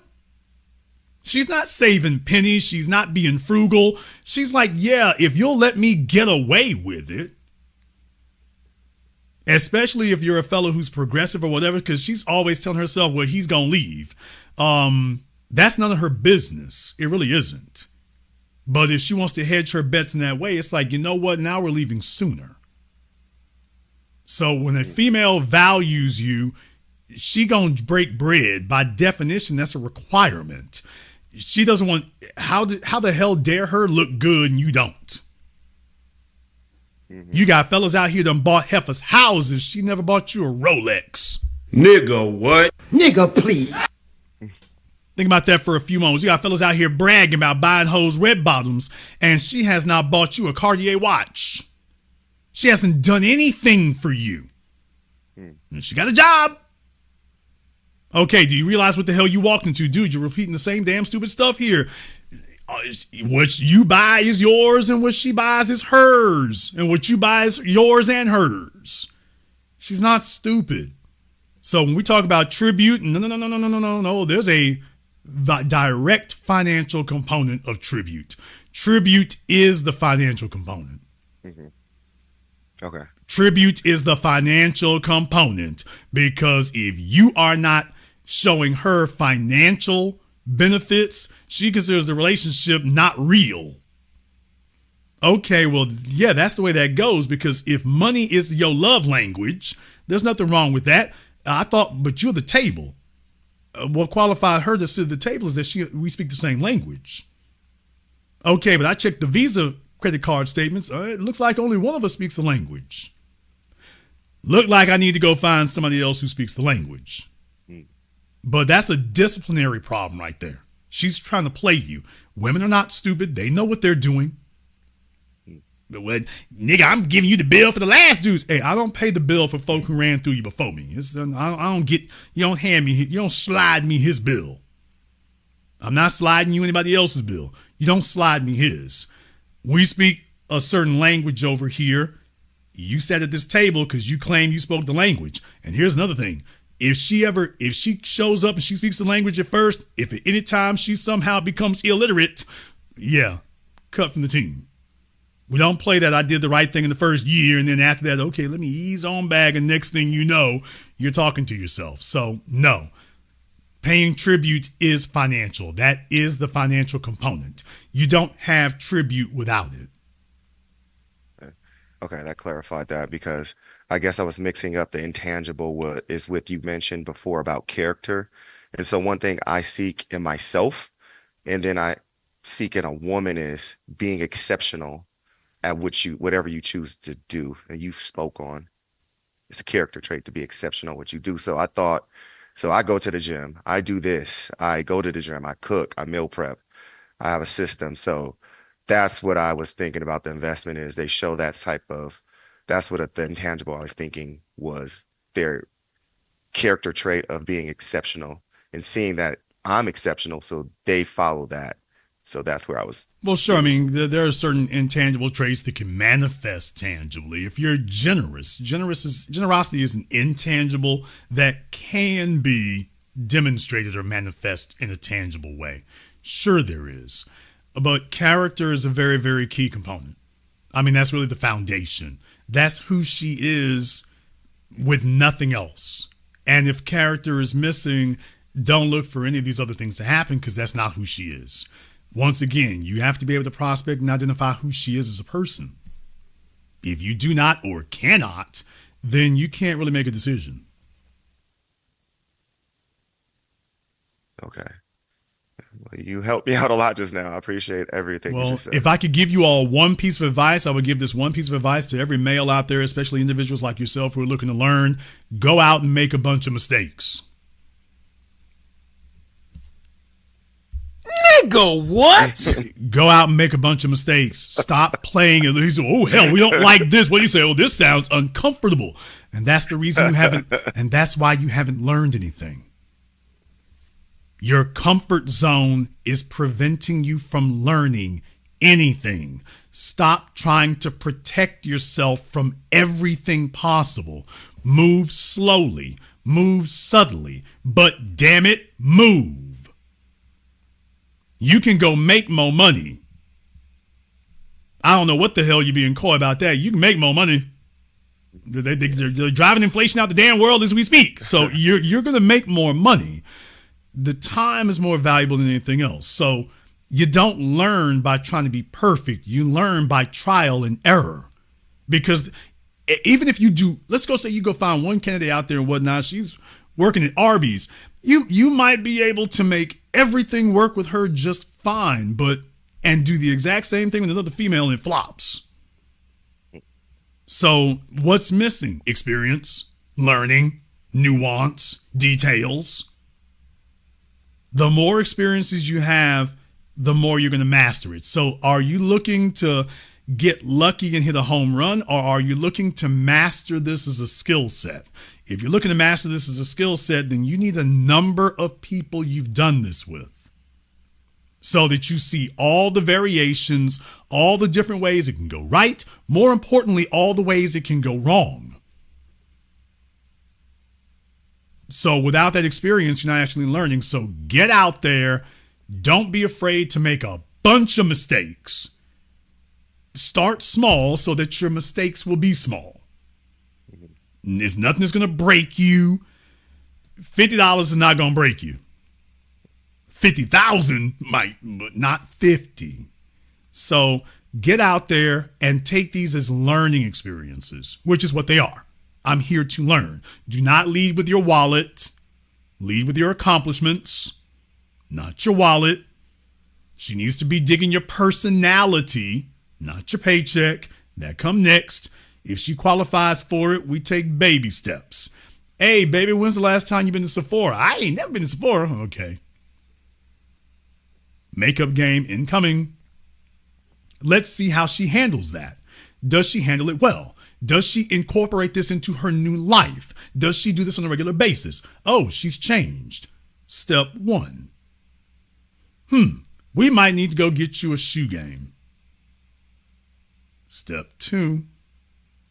No, we're not starting in Nordstrom's. Let me take you to Macy's first. Because if she can't handle Macy's, what the hell are we doing at Saks? What the hell are we doing at the Giuseppe store? She can't handle Macy's. Step 2. Let's see how she handles it. Okay, she handles that all right? Okay, good. Next up, dress game. Or you can start with the dress game and then go to shoes. It doesn't matter. But do you see how you're taking it one step at a time? Then we wait, see how she handles it. Does she incorporate this into her life? Does she take care of it? All right, she does that. All right, we wait a while, wait a few months. All right, next step. Here we go. At the end of 6 months or a year, you're going to have some very firm answers. So I have been out there and experimented and made mistakes. And I think there's one thing, like I said, I've been listening to you for several years, the business. And I think the biggest thing, the mistake that I realized, and you always talked about focus on your craft and being exceptional, is when I don't know if you ever spoken on detail, but when you finally break through and you hit a certain income threshold, I know that has become one of the hardest things to deal with for me. Is I hit a certain income and now women interact with me differently based on my perceived based on my income or my title, my job title, income, and where I work and everything like that. So I went from being broke and coming up to finally hitting a certain point in my career where I'm a senior level employee, and I got to that income level that you mentioned. And I noticed women started interacting with me differently when they find that out. So I don't know if that's the case or not. It might be that you carried yourself differently once you got there. Okay. So you might want to do a little bit more investigation and find out, how did you dress? How did you talk? Who did you talk to? How much time did you spend at work and how much time didn't you? You might want to do a little bit more surveying to find out, because it might be that people started changing the way they talk to you because they saw you were acting and presenting differently. Be a little bit comprehensive about that. Right. Thank you very much for giving us a call tonight. We appreciate that. I want to get into the card game thing here. I'm trying to. Okay. I'm going to take one more call here on Zoom, and then I want to do the card game thing. I want to do this because I need to give y'all some dimensions about this that Ayisha either, if she doesn't know, she needs to know about it. I need y'all to recognize how the game gets played here. All right, I got my man Triple X giving me a call here on Zoom. What's on your mind, brother? Unmute yourself. Microphone, lower left corner. Hey, my bad, TBA. What's going on, man? All right, what's on your mind? Hey, great show, great game, getting out, and I appreciate it, man. No, all facts, no cap. Hey, what I wanted to know is, what's your perspective on? I get where you're going when you say get the 4 to 6.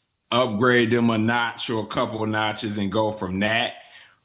It's just my observation being in corporate America the last, I'd say 15, 20 years, it seems like the guys of other races are able to kind of make those moves on those 8s, you know, the Middle Easterns, the Asians, and not run into as much static as we do on this side of the game, you know? I'm just curious about that because I've seen some of these guys. I've interacted with a lot of these guys. I've seen their wives and stuff at dinners, meetups, and everything. And there's nothing really out of the ordinary about their personalities or anything. So I'm just curious. What's your take on that, TBA? Or is it just what we're dealing with? The cost is just out of this world. Let me hear your take on it, man. Okay. Well, first of all, a lot of folk here try to deal with folk with their mouths instead of dealing with tangibles. When you go to the bank to talk finance, the less you say, the better. It really, really is. And so as a result, you start getting a reputation. When you've got a reputation for just getting right down to the business, that's how you get regarded. When you have a reputation of being more cagey, folks are going to be more cagey with you. When you're dealing with folk who are from outside the community, they understand that their credibility is more fragile than yours. So whereas black females might sit there and let you ramble on for 15, 20 minutes, with these other dudes, they're not going to let them do that. They're going to, because they don't have enough, they're not ingratiated enough, they don't know how to talk to you. So he's not really a guy that she would want to sit there and talk to like that for 20, 30 minutes, just on GP. You see what I mean? He's not really a guy she want to do that with. With that being the issue, that's how you're going to get treated differently, I believe. I think that's really what it comes down to. Now, unless you're dealing with somebody who's just color struck, in which case they have an agenda. It's an unhealthy one, but they have an agenda. So that's what you're looking out for. Okay, I got you. I see where you're going with that. So they just kind of get right more to it as opposed to, you know, when they're dealing with something of the same race or whatever. Yeah, I mean, non-black men get graded on a curve. Yeah. But let's be honest. Most black men they rate or gauge non-black or mixed females on a curve. Now, right. I'm not a fan of it. You know, some of the mixed chicks, they don't like Jason call us biracial and bipolar. And deal with it, nigga. So, I mean, it's just, I don't pull no punches on it. It's just, I don't hate you. But I got to be honest with it. If you're biracial, you're bipolar. The data is in. The statistics and the data is in. Facts. So I just keep it at that level. And it's cool. I just see it for what it is. But let's just be honest. You know, a lot of folks they grade on a curve. They just do. You can take a chick with the exact same features they complain about with somebody else, and then they sit up here and have a problem with it. So yeah, let's just be honest about that's what happens. It's not just for, you know, as a matter of fact, I say it's about equal numbers. Yeah, no, I get where you're going with that for sure, for sure. Hey, yeah, I appreciate it, TBA. Thanks for that breakdown, and B1, man, great broadcast. Thank you for giving us a call tonight. All right, here. Let me go ahead and get to this. All right, let me go ahead and get y'all straight about this. I'm going to go ahead and talk about this card game thing. I want to get y'all up to speed on how this works. The things that Ayisha and the other folks out here, the part of it that they're not telling you. All right. Everybody, all these chicks, man, they're trying to live that fabulous life. They're trying to live that fabulous life. They get together the trappings of it. They get together some of the accessories of it. What are we talking about? You're talking about expensive jewelry. They'll talk about getting their hair did and their nails did. Okay, but when we come to the big ticket items, when you're coming to Lambos, when you're coming to Ferraris, hell, let's go ahead and break this on down. Let's back this on up to G-Wagons. There's a reason why she's saying, wait a minute, if there's going to be any interruption in my income whatsoever, I'm going to need a fella to do this astronomical amount. You know why this is? Because they want these things, and they want what these things provide and what they represent, because they are definitely an upgrade. What nobody tells you until you hop your happy ass out there and go buy one is that after you buy a Maybach, it costs as much to own it after that as it did to buy it. What? Damn! Nigga, what? Nobody tells you this until after you buy it. After you sign on the dotted line, it's not enough for you to just go buy one. So you can go stunt with your friends and stunt with the girls. So what she told you all about at the club, you don't make the same money all the time. Sometimes the money is up. Sometimes the money is down. Well, you got fluctuations in your income, but Mercedes wants that note every month regardless. Hey, y'all, it goes beyond maintenance. What? What? What? Maintenance is the low-hanging fruit. Maintenance is the low-hanging fruit. Go check out the insurance when you get done.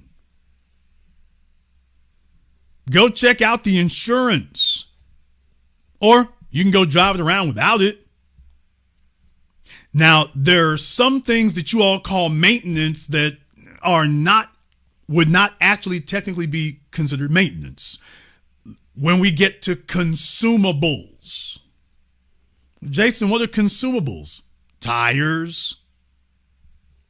You see, if she's driving around and has a flat tire in a G-Wagon, remember the front tires are a different size than the back tires. What?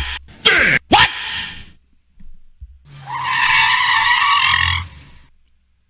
Oh, you didn't know that? Front tires are a different size than the back tires. Oh, okay. Well, if she has a flat tire, is that maintenance? So I want you all to understand here, we're talking about daily stuff. Have y'all, you know, females, we all know how great a driver females are. We all know women are great drivers. We know that. Just the insurance rates tell us that females are fabulous drivers. Okay. She has a flat tire. Next thing you know, that's got to be done. That happens all the time. If you're going to have an exotic, oil changes start at $1,000. Okay. Oh no, I'm taking it easy on you. I'm not even going to give you a run flat. I'm going to take it easy on you. I'm not even going to stick you with a run flat. Let's go a little bit further. Let's just say that you go for one of these newer vehicles. Let's just say you go for one of those. If you have a hybrid, you know you have to pay more in taxes, right? What? Damn! Nigga, what? You know you have to pay more for that, right? Even here in Louisiana, we have a new tax for hybrids. So if you get a hybrid vehicle, you get charged like you have an electric one. So you pay extra. They're hitting y'all with that now in California and a bunch of other states. So you were getting charged a lot less. Oh, you didn't know that. Oh, she went and bought a new G-Wagon and didn't understand that even though Mercedes calls it a, quote, mild hybrid, and they're not the only company that has one. Oh, that as far as the state is concerned, that's a hybrid. So you get to pay more for registration and everything else. Oh, you got a hybrid. So we're hitting you like you have an electric vehicle. You didn't know that. Oh, wait a minute. Nobody told you. Nobody said that at the dealership. And the dealership don't care about that. Okay. Wow. That escalated quickly.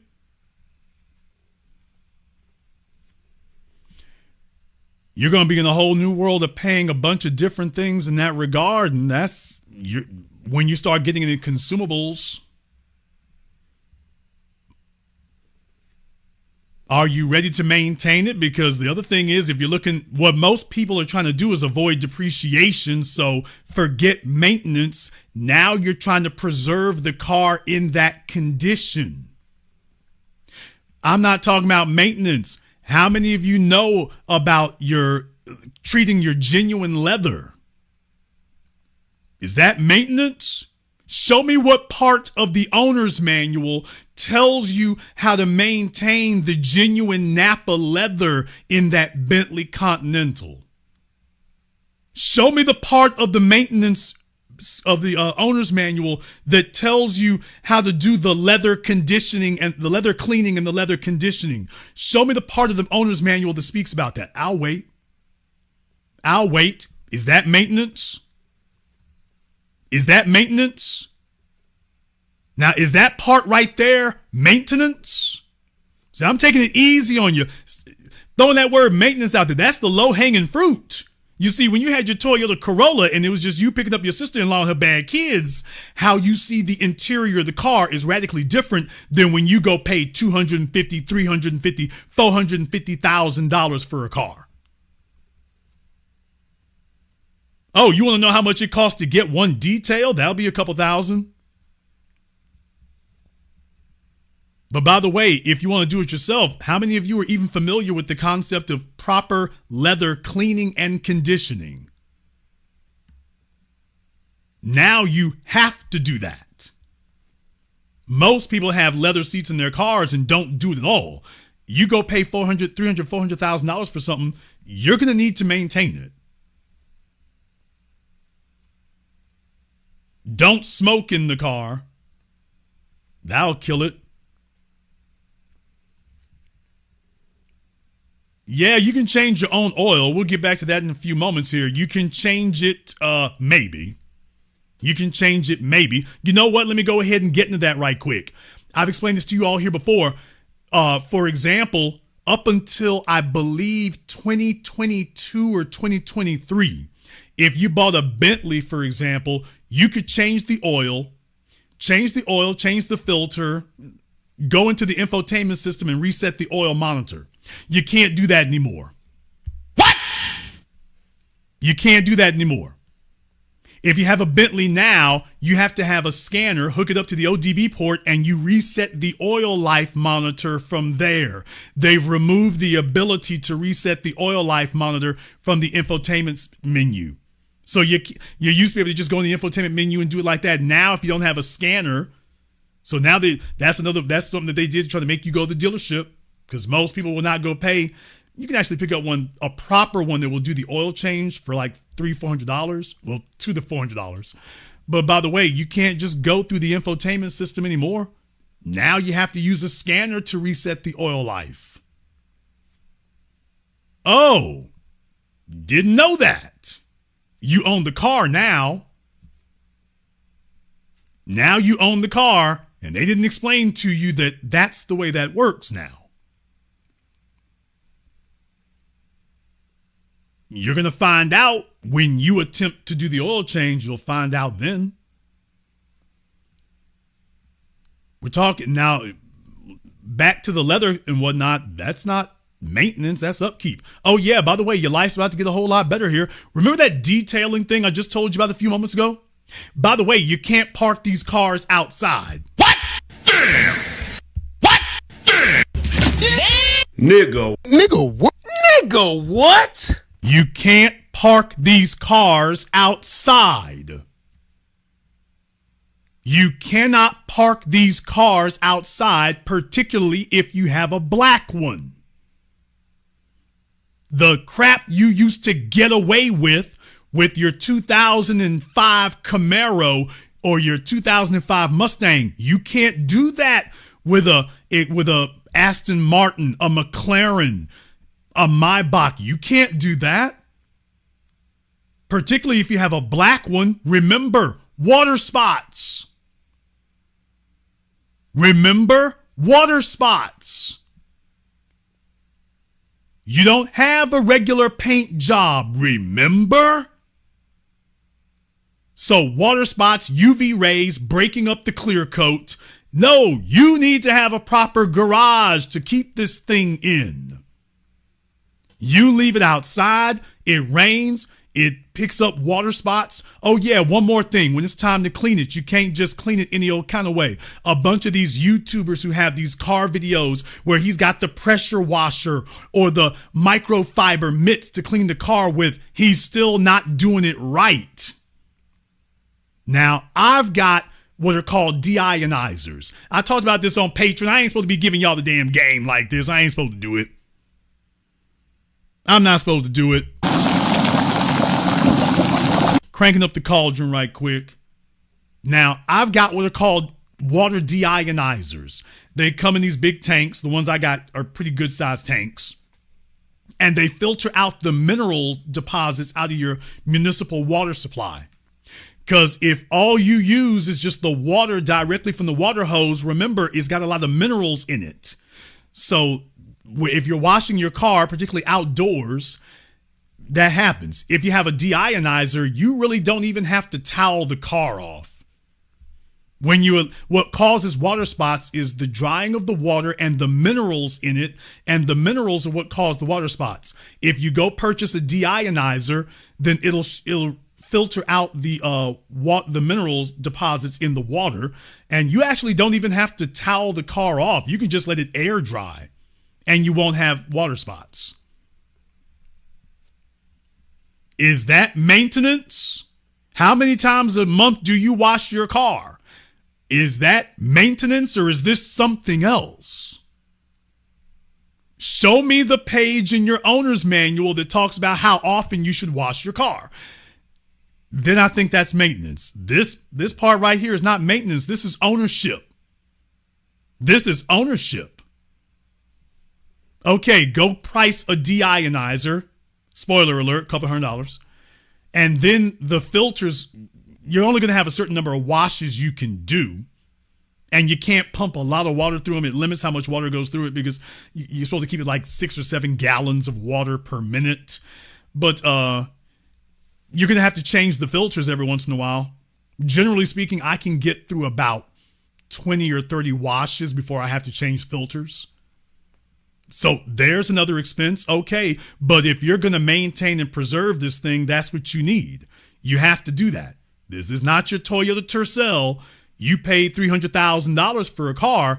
Who's maintaining it so that it keeps that look and keeps that appearance? Are you going to put a wrap on it? Well, maybe you can get around this part if you put a wrap on it. No wrap lasts forever. Contrary to what anybody might tell you, you might be able to get it to last for a few years, but it won't last forever. Riding down the freeway. How many of you have been able to avoid getting a rock chip in your windshield? Damn! Is that maintenance? Everybody has gotten a cracked windshield. Everybody has gotten chips and pock marks and cracks in your windshield, particularly if you live in a place like Louisiana or something. Rocks flying all over the damn place. Hell, I had a whole windshield get cracked in half driving through Atlanta on Interstate 20. This dude was driving down the damn freeway with a damn trailer behind him. I don't know what illegal alien country he came from. I'm talking about gravel rocks just flying. He was messing all of us up on 20 that day. They should have took his ass to Guantanamo Bay. But all of us have gotten the windshield cracked. Do you know how much it costs to replace the windshield on a McLaren, the windshield on a Lamborghini, the windshield on a Bentley, the windshield on that G-Wagon she's coveting? If you are lucky, you're going to spend about $4,000. If you're unlucky, you'll spend about $6,000 or $8,000. And you will have to replace a windshield at some point unless you simply don't drive the car. A Porsche 911. As I said, you're going to keep paying for this car after you buy it. And it's going to cost almost as much to own the car as it did for you to buy the car. Once you get in, you're part of a new tax bracket, part of a new ecosystem. This is not the Nissan Altima, Chevy Camaro ecosystem. No disrespect to Altimas and Camaros. You're in a different world now. And what will be available to you and what you can expect and what will be required of you will be different. These cars require constant vigilance. Let me make matters worse for you here. Anybody who has ever driven an exotic to the mall knows that you can park that bastard on the far end of the parking lot where there's absolutely nobody out there, and it took you 6 minutes to walk from your car to the door of the mall. I promise you, in 20 minutes, there will be 3 cars parked around you, all out there by your damn selves. These are people it gets sickening. Because you know what they're thinking. This nigga think he too good to park near the rest of us. Yes, I am. And deal with it, nigga. Yes, I'm parked out here specifically to avoid the riffraff. Yes, I am. And I am mortally offended that you bring your ass all the way out here. There's a whole parking lot full of cars. Get your ass back over there. But yes, people, that's a real thing that you're going to encounter. Y'all know hood rats, hoes, and bum niggas, they get in front of your damn car and take selfies and then make that their profile picture somewhere. Okay, get ready for that to happen on a regular basis. People sitting on the hood of your car. Who is this nigga sitting on my hood? Who is this hoe sitting on my trunk? Who are you people? Who raised you in that African safari preserve you come from? So folks, get ready. Did the dealership tell you about that?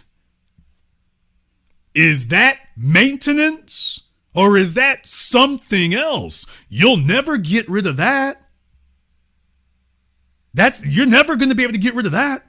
That's going to follow you for the life of that vehicle so long as you own it. And yes, it will be extremely aggravating and extremely sickening. It sure will. And it will happen to you every day. If you leave that thing alone for 20 minutes, I guarantee you when you come back out, you're going to be steaming and steam's going to be coming out your ears. Who is this nigga parked all the way out here by the parking lot is completely empty? What are you doing? What are you, a stalker? But I digress. Actually, I don't. But in any case, I guess you all can tell I'm very perturbed. Bad memories. But in any case, did they tell Ayisha this before she bought that car? Or do you find out all these nasty little secrets and all these nasty little surprises after you got a car note and a loan for this thing? Did you know that this is what it takes to own it? And you have to deal with this every day.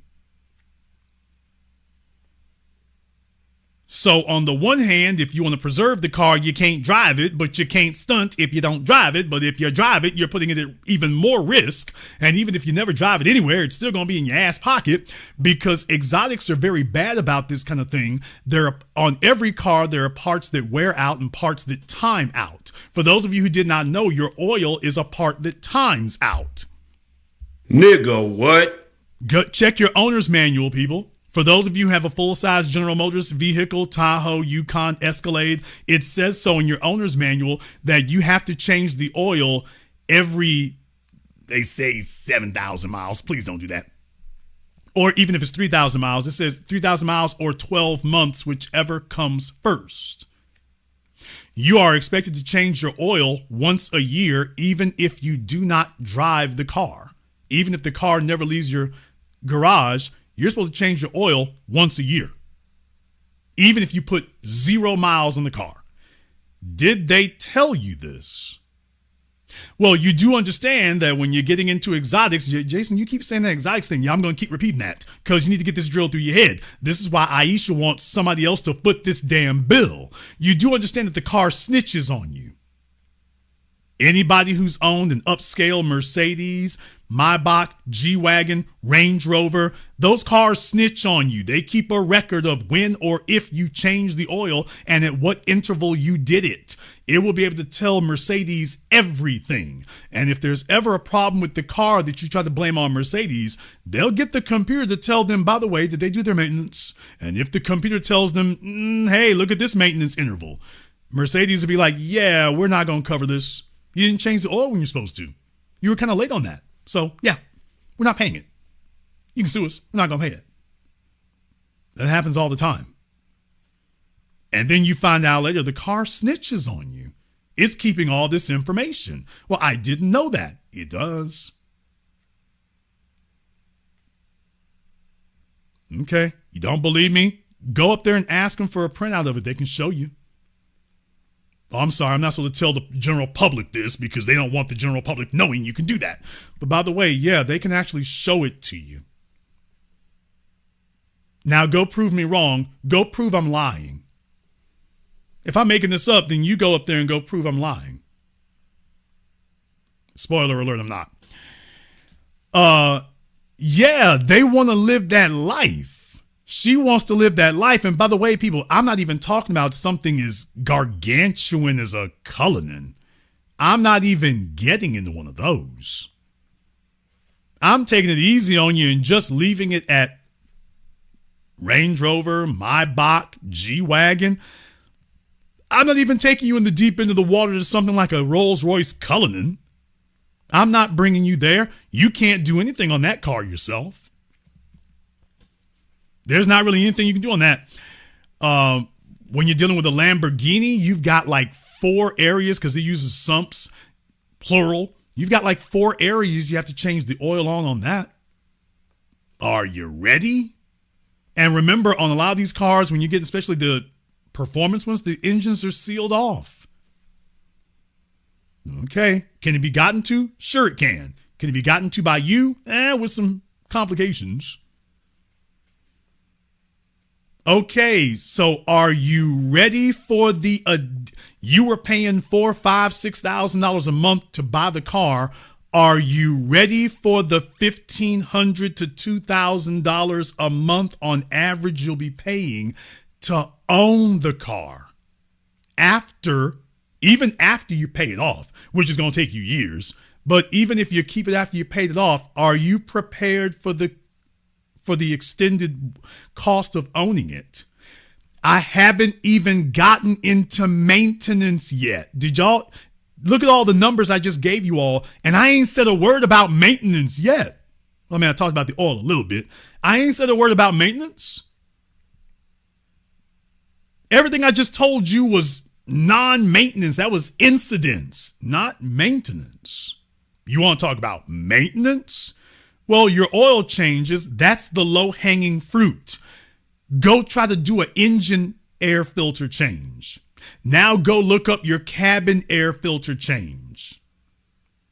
Now go take a look at the AC filter change. Try that. Come back to me and let me know what you find. Nasty surprises all, if you can get to them. I'm not even going to get into BMW and the new screws they want to use. That's new. Once again, it's too easy to say things like that. It's too easy. Transmission, oil change, good luck. Good luck changing the transmission fluid. They sealed off most of those, so good luck. It can be done. You'll need a pump for it. If you can get into it, you'll need one. So good luck. You'll need it. Just getting into maintenance. Differential change. You want to change the fluid in the differential? Good luck on that one. Okay. Spark plugs, if you can get to them. If you can actually access the spark plugs, sure, if you can. Remember, though, when you're getting into exotics, in a lot of cases, you have to get the parts from the dealership. You can't really buy them second hand. Well, third party. You can't really do that. Did they tell you any of this? Hey, all of us have had a battery in our cars go out. If you own a car for more than 3 years, chances are good you're going to have the battery go bad. Well, you do realize that you have to have these batteries programmed. You can't just grab a battery and slap it in the car. You do realize you have to have it programmed. They come with these little computer boards on them now, little circuit boards on them. You do realize that's what you have to do, even just to change out the battery, right? You don't just grab a new battery, slap it in, and away you go. You have to actually have it configured and set up for that. Because there's a little circuit board on the negative battery terminal. There's a little circuit board on it. Oh, you didn't know that? Okay. There's a little circuit board on it. By the way, that's not even just for exotics anymore. What? Damn! Anybody who's owned a Lincoln Navigator, you've run into one of those. Anybody who's owned an Escalade, you've run into one of those. Range Rover, you've run into one of those. So we don't even have to really get into the super exotics. By the way, on a lot of the full-size luxury SUVs, you're running into one of those circuit boards now, particularly if it has auto stop start. If it's got auto stop start, you're running into one of those little circuit boards. The batteries are called glass packs, so you can't just swap them out. They have to be configured after you go in. Some cars have 2 batteries. This is correct. Bentley, G-Wagon, at least G-Wagon used to have 2 batteries. They now only have 1. But yes, you are correct. Some of these cars have 2 batteries. Yes. So double your pleasure, double your fun. They didn't tell you this at the dealership. They didn't tell you any of this at the dealership. People, did you know that the Mercedes S-Class has over 200 computer modules? Damn! Don't believe me? Look it up for yourselves. The Mercedes S-Class has over 200 computer modules. Not 1, not 10, not 20, over 200. No wonder half the time Mercedes can't fix the cars anymore. You think she's ready for that cost of extended ownership? Can you imagine her changing a tire? Could you imagine her changing a battery? Can you imagine her changing the oil other than to pose on Instagram and look sexy? Could you imagine her doing that? Can you imagine any of these Instagram chicks if their life were on the line? Could you imagine any of them doing this?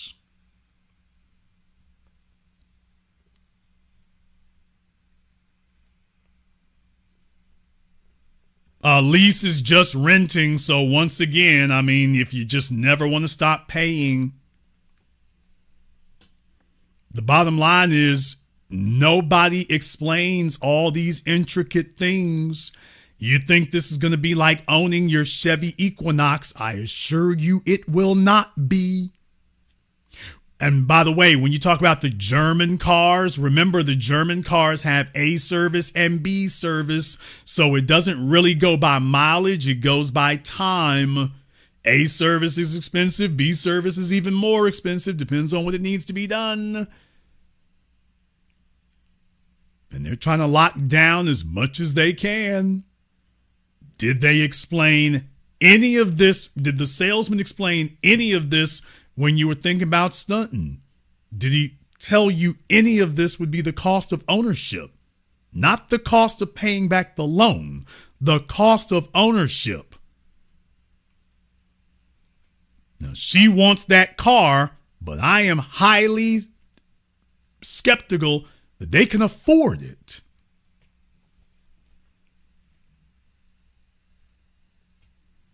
Very skeptical that you can afford that.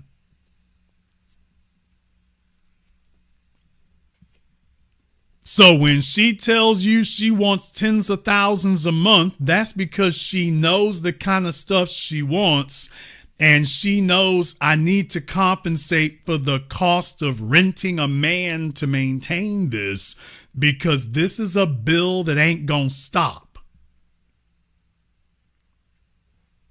This is a bill that will not quit. Now, let me go further. Jason Hammer, don't hurt him. I gotta hurt him. If you own a Chanel bag, if you're lucky, you get it in black. If you're unlucky, you get it in any other color. Let me tell you, their white bags or any of them got a light color on them are exquisite. And you're going to be paying a bunch of money to maintain that thing because they catch colors off of stuff like nobody's business. What? If you have a female who's walking with one of those white bags, I promise you, if she has a black dress, she's going to take that bag out once or twice, and then the color is going to start running on the bag. It's going to start discoloring the bag. The more expensive these handbags are, especially if they're genuine leather or lambskin or whatever, they pick up colors like nobody's business. So the colors on whatever shirt she's wearing, pants she's wearing, even color transfer from the seats in the car. She wants to put the purse on the seat in the car. If it's there long enough, especially in the summertime, the colors will start to rub off on the handbags. So remember what I said about you have to maintain the leather in the car? If you buying Chanel bags and Fendi bags or God forbid Birkin bags, yeah, you're going to have to maintain those too. Cleaning, leather conditioning. Now they have services at Birkin, at Hermes and these places. They got services. They'll take care of that for you. But by the way, get ready for a new bill. That's just for the handbag. We're not talking about the cars. So do you realize, yeah, you want to look great and want to look fly and want to be stunting and whatnot? Okay, get ready to pay a premium. This is after you have purchased the bag. You own the bag. Now you have to pay to keep the bag. You bought it. Now you have to pay to own it.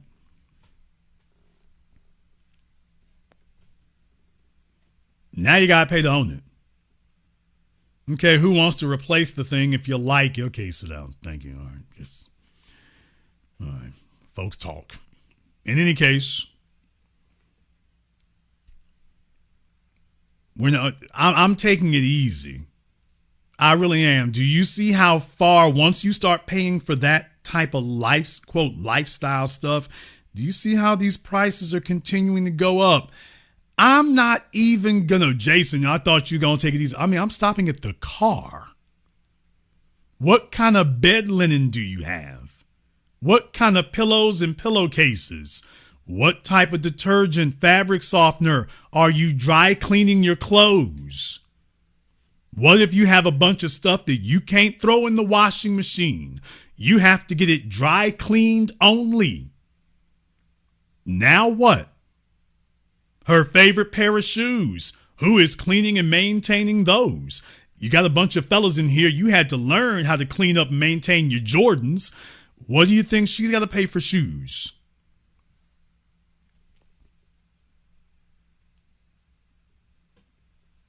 Yeah, everything looks good and looks great and looks wonderful until we start paying for it.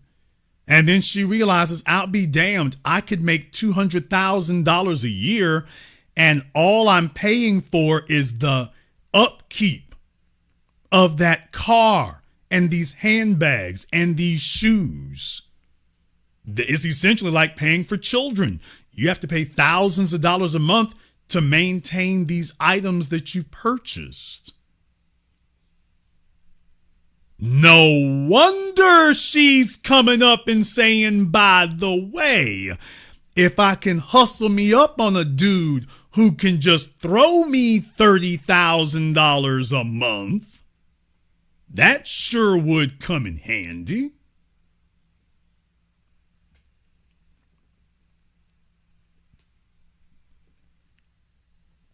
There's a reason that you see these chicks sitting in these cars. You don't see these chicks sitting at the dealerships getting work done on them.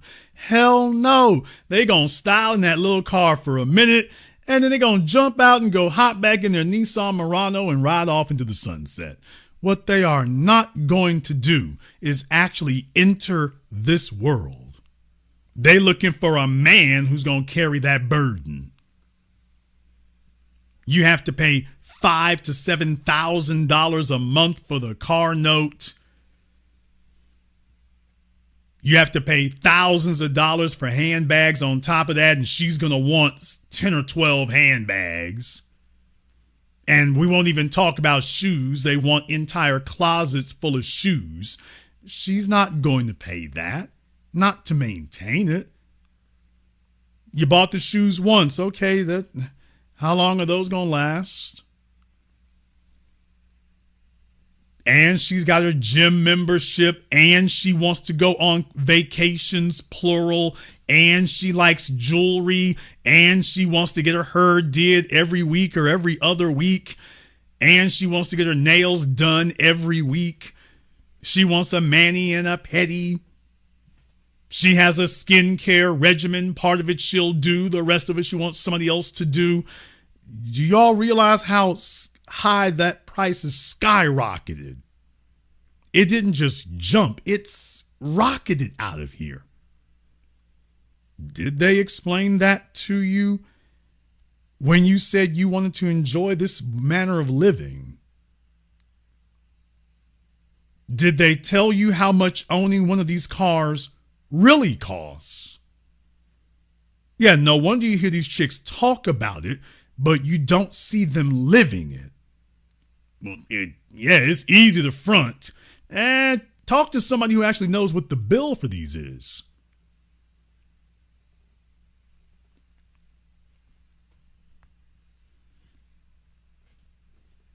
Yeah, Cullinan is real nice, ain't it? Yeah, it sure is. You can't even get a used one cheap. And something like a Bugatti? Oh, that's out of the question altogether. You will never see any of them with something like a Bugatti. They'll talk their damn mouths and bump their gums. None of them is going to roll up in a Chiron. None of them is going to roll up in a Tourbillon. None of them. So they'll be fighting tooth and toenail just to hold on that G-Wagon for the one or two who can get one, because I have to remind you all, I have had an open challenge on Facebook for years. Not a single one of these so-called boss chicks has ever been able to produce a registration showing that they bought one new. And deal with it, nigga. Not a one. So they will be great for wishing and aspiring. What they won't be very, very good for is grabbing at these things to actually enter that world. It's like, oh, no. 200,000 ain't gonna get it. 200,000 is not gonna get it. That's why she said it needs to be $600,000 a month. And I'm like, $600,000 a year. Yeah, that sounds more like it. That sounds more like it. Right there. Yeah. $600,000 a year. That sounds more like it. Now, that will allow you to maintain it. That'll allow you to own it. If you have that, yeah, that'll allow you to you'll be able to get that.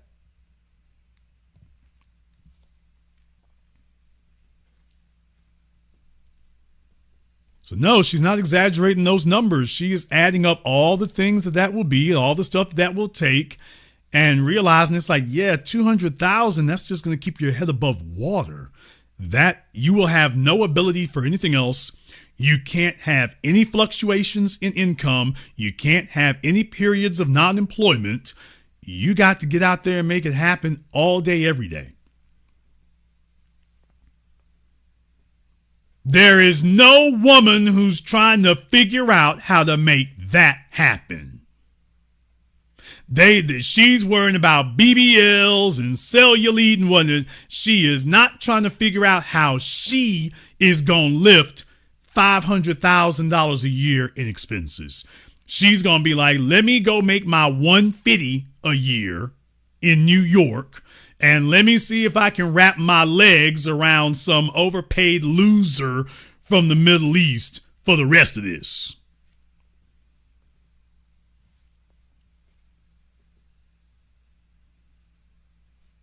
That's the formula. That's the game plan right there.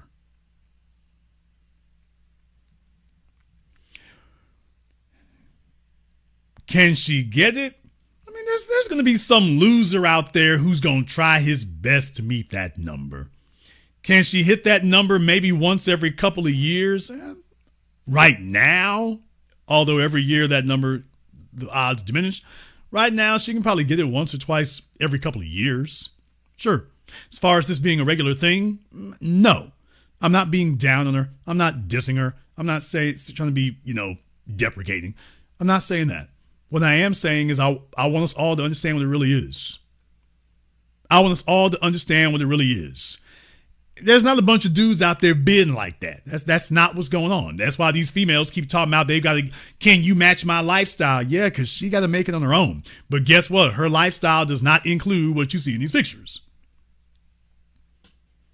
She's probably doing better than the girl at Target, but yeah, there's not a Cullinan around here. And there won't be. Because that's not the level of work she gonna put in.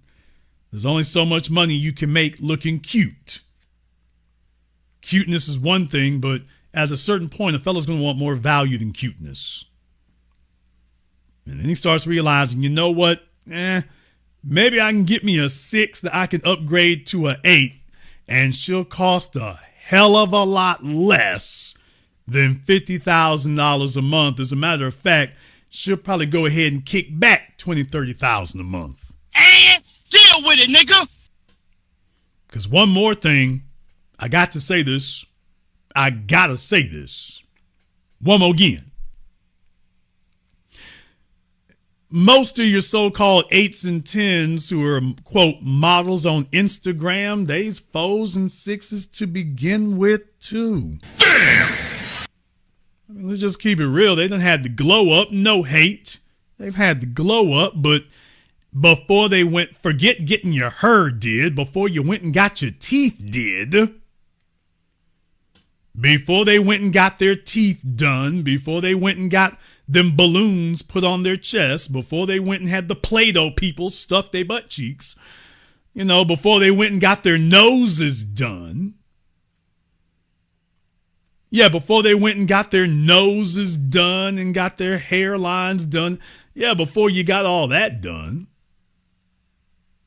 Go take a look at a high school picture of them and then go take a look at a picture of them now. So, yeah, before you went and got the glow up, yeah, they were 4s and 6s there too. What they're showing you now is the finished product. They're not showing you the original article.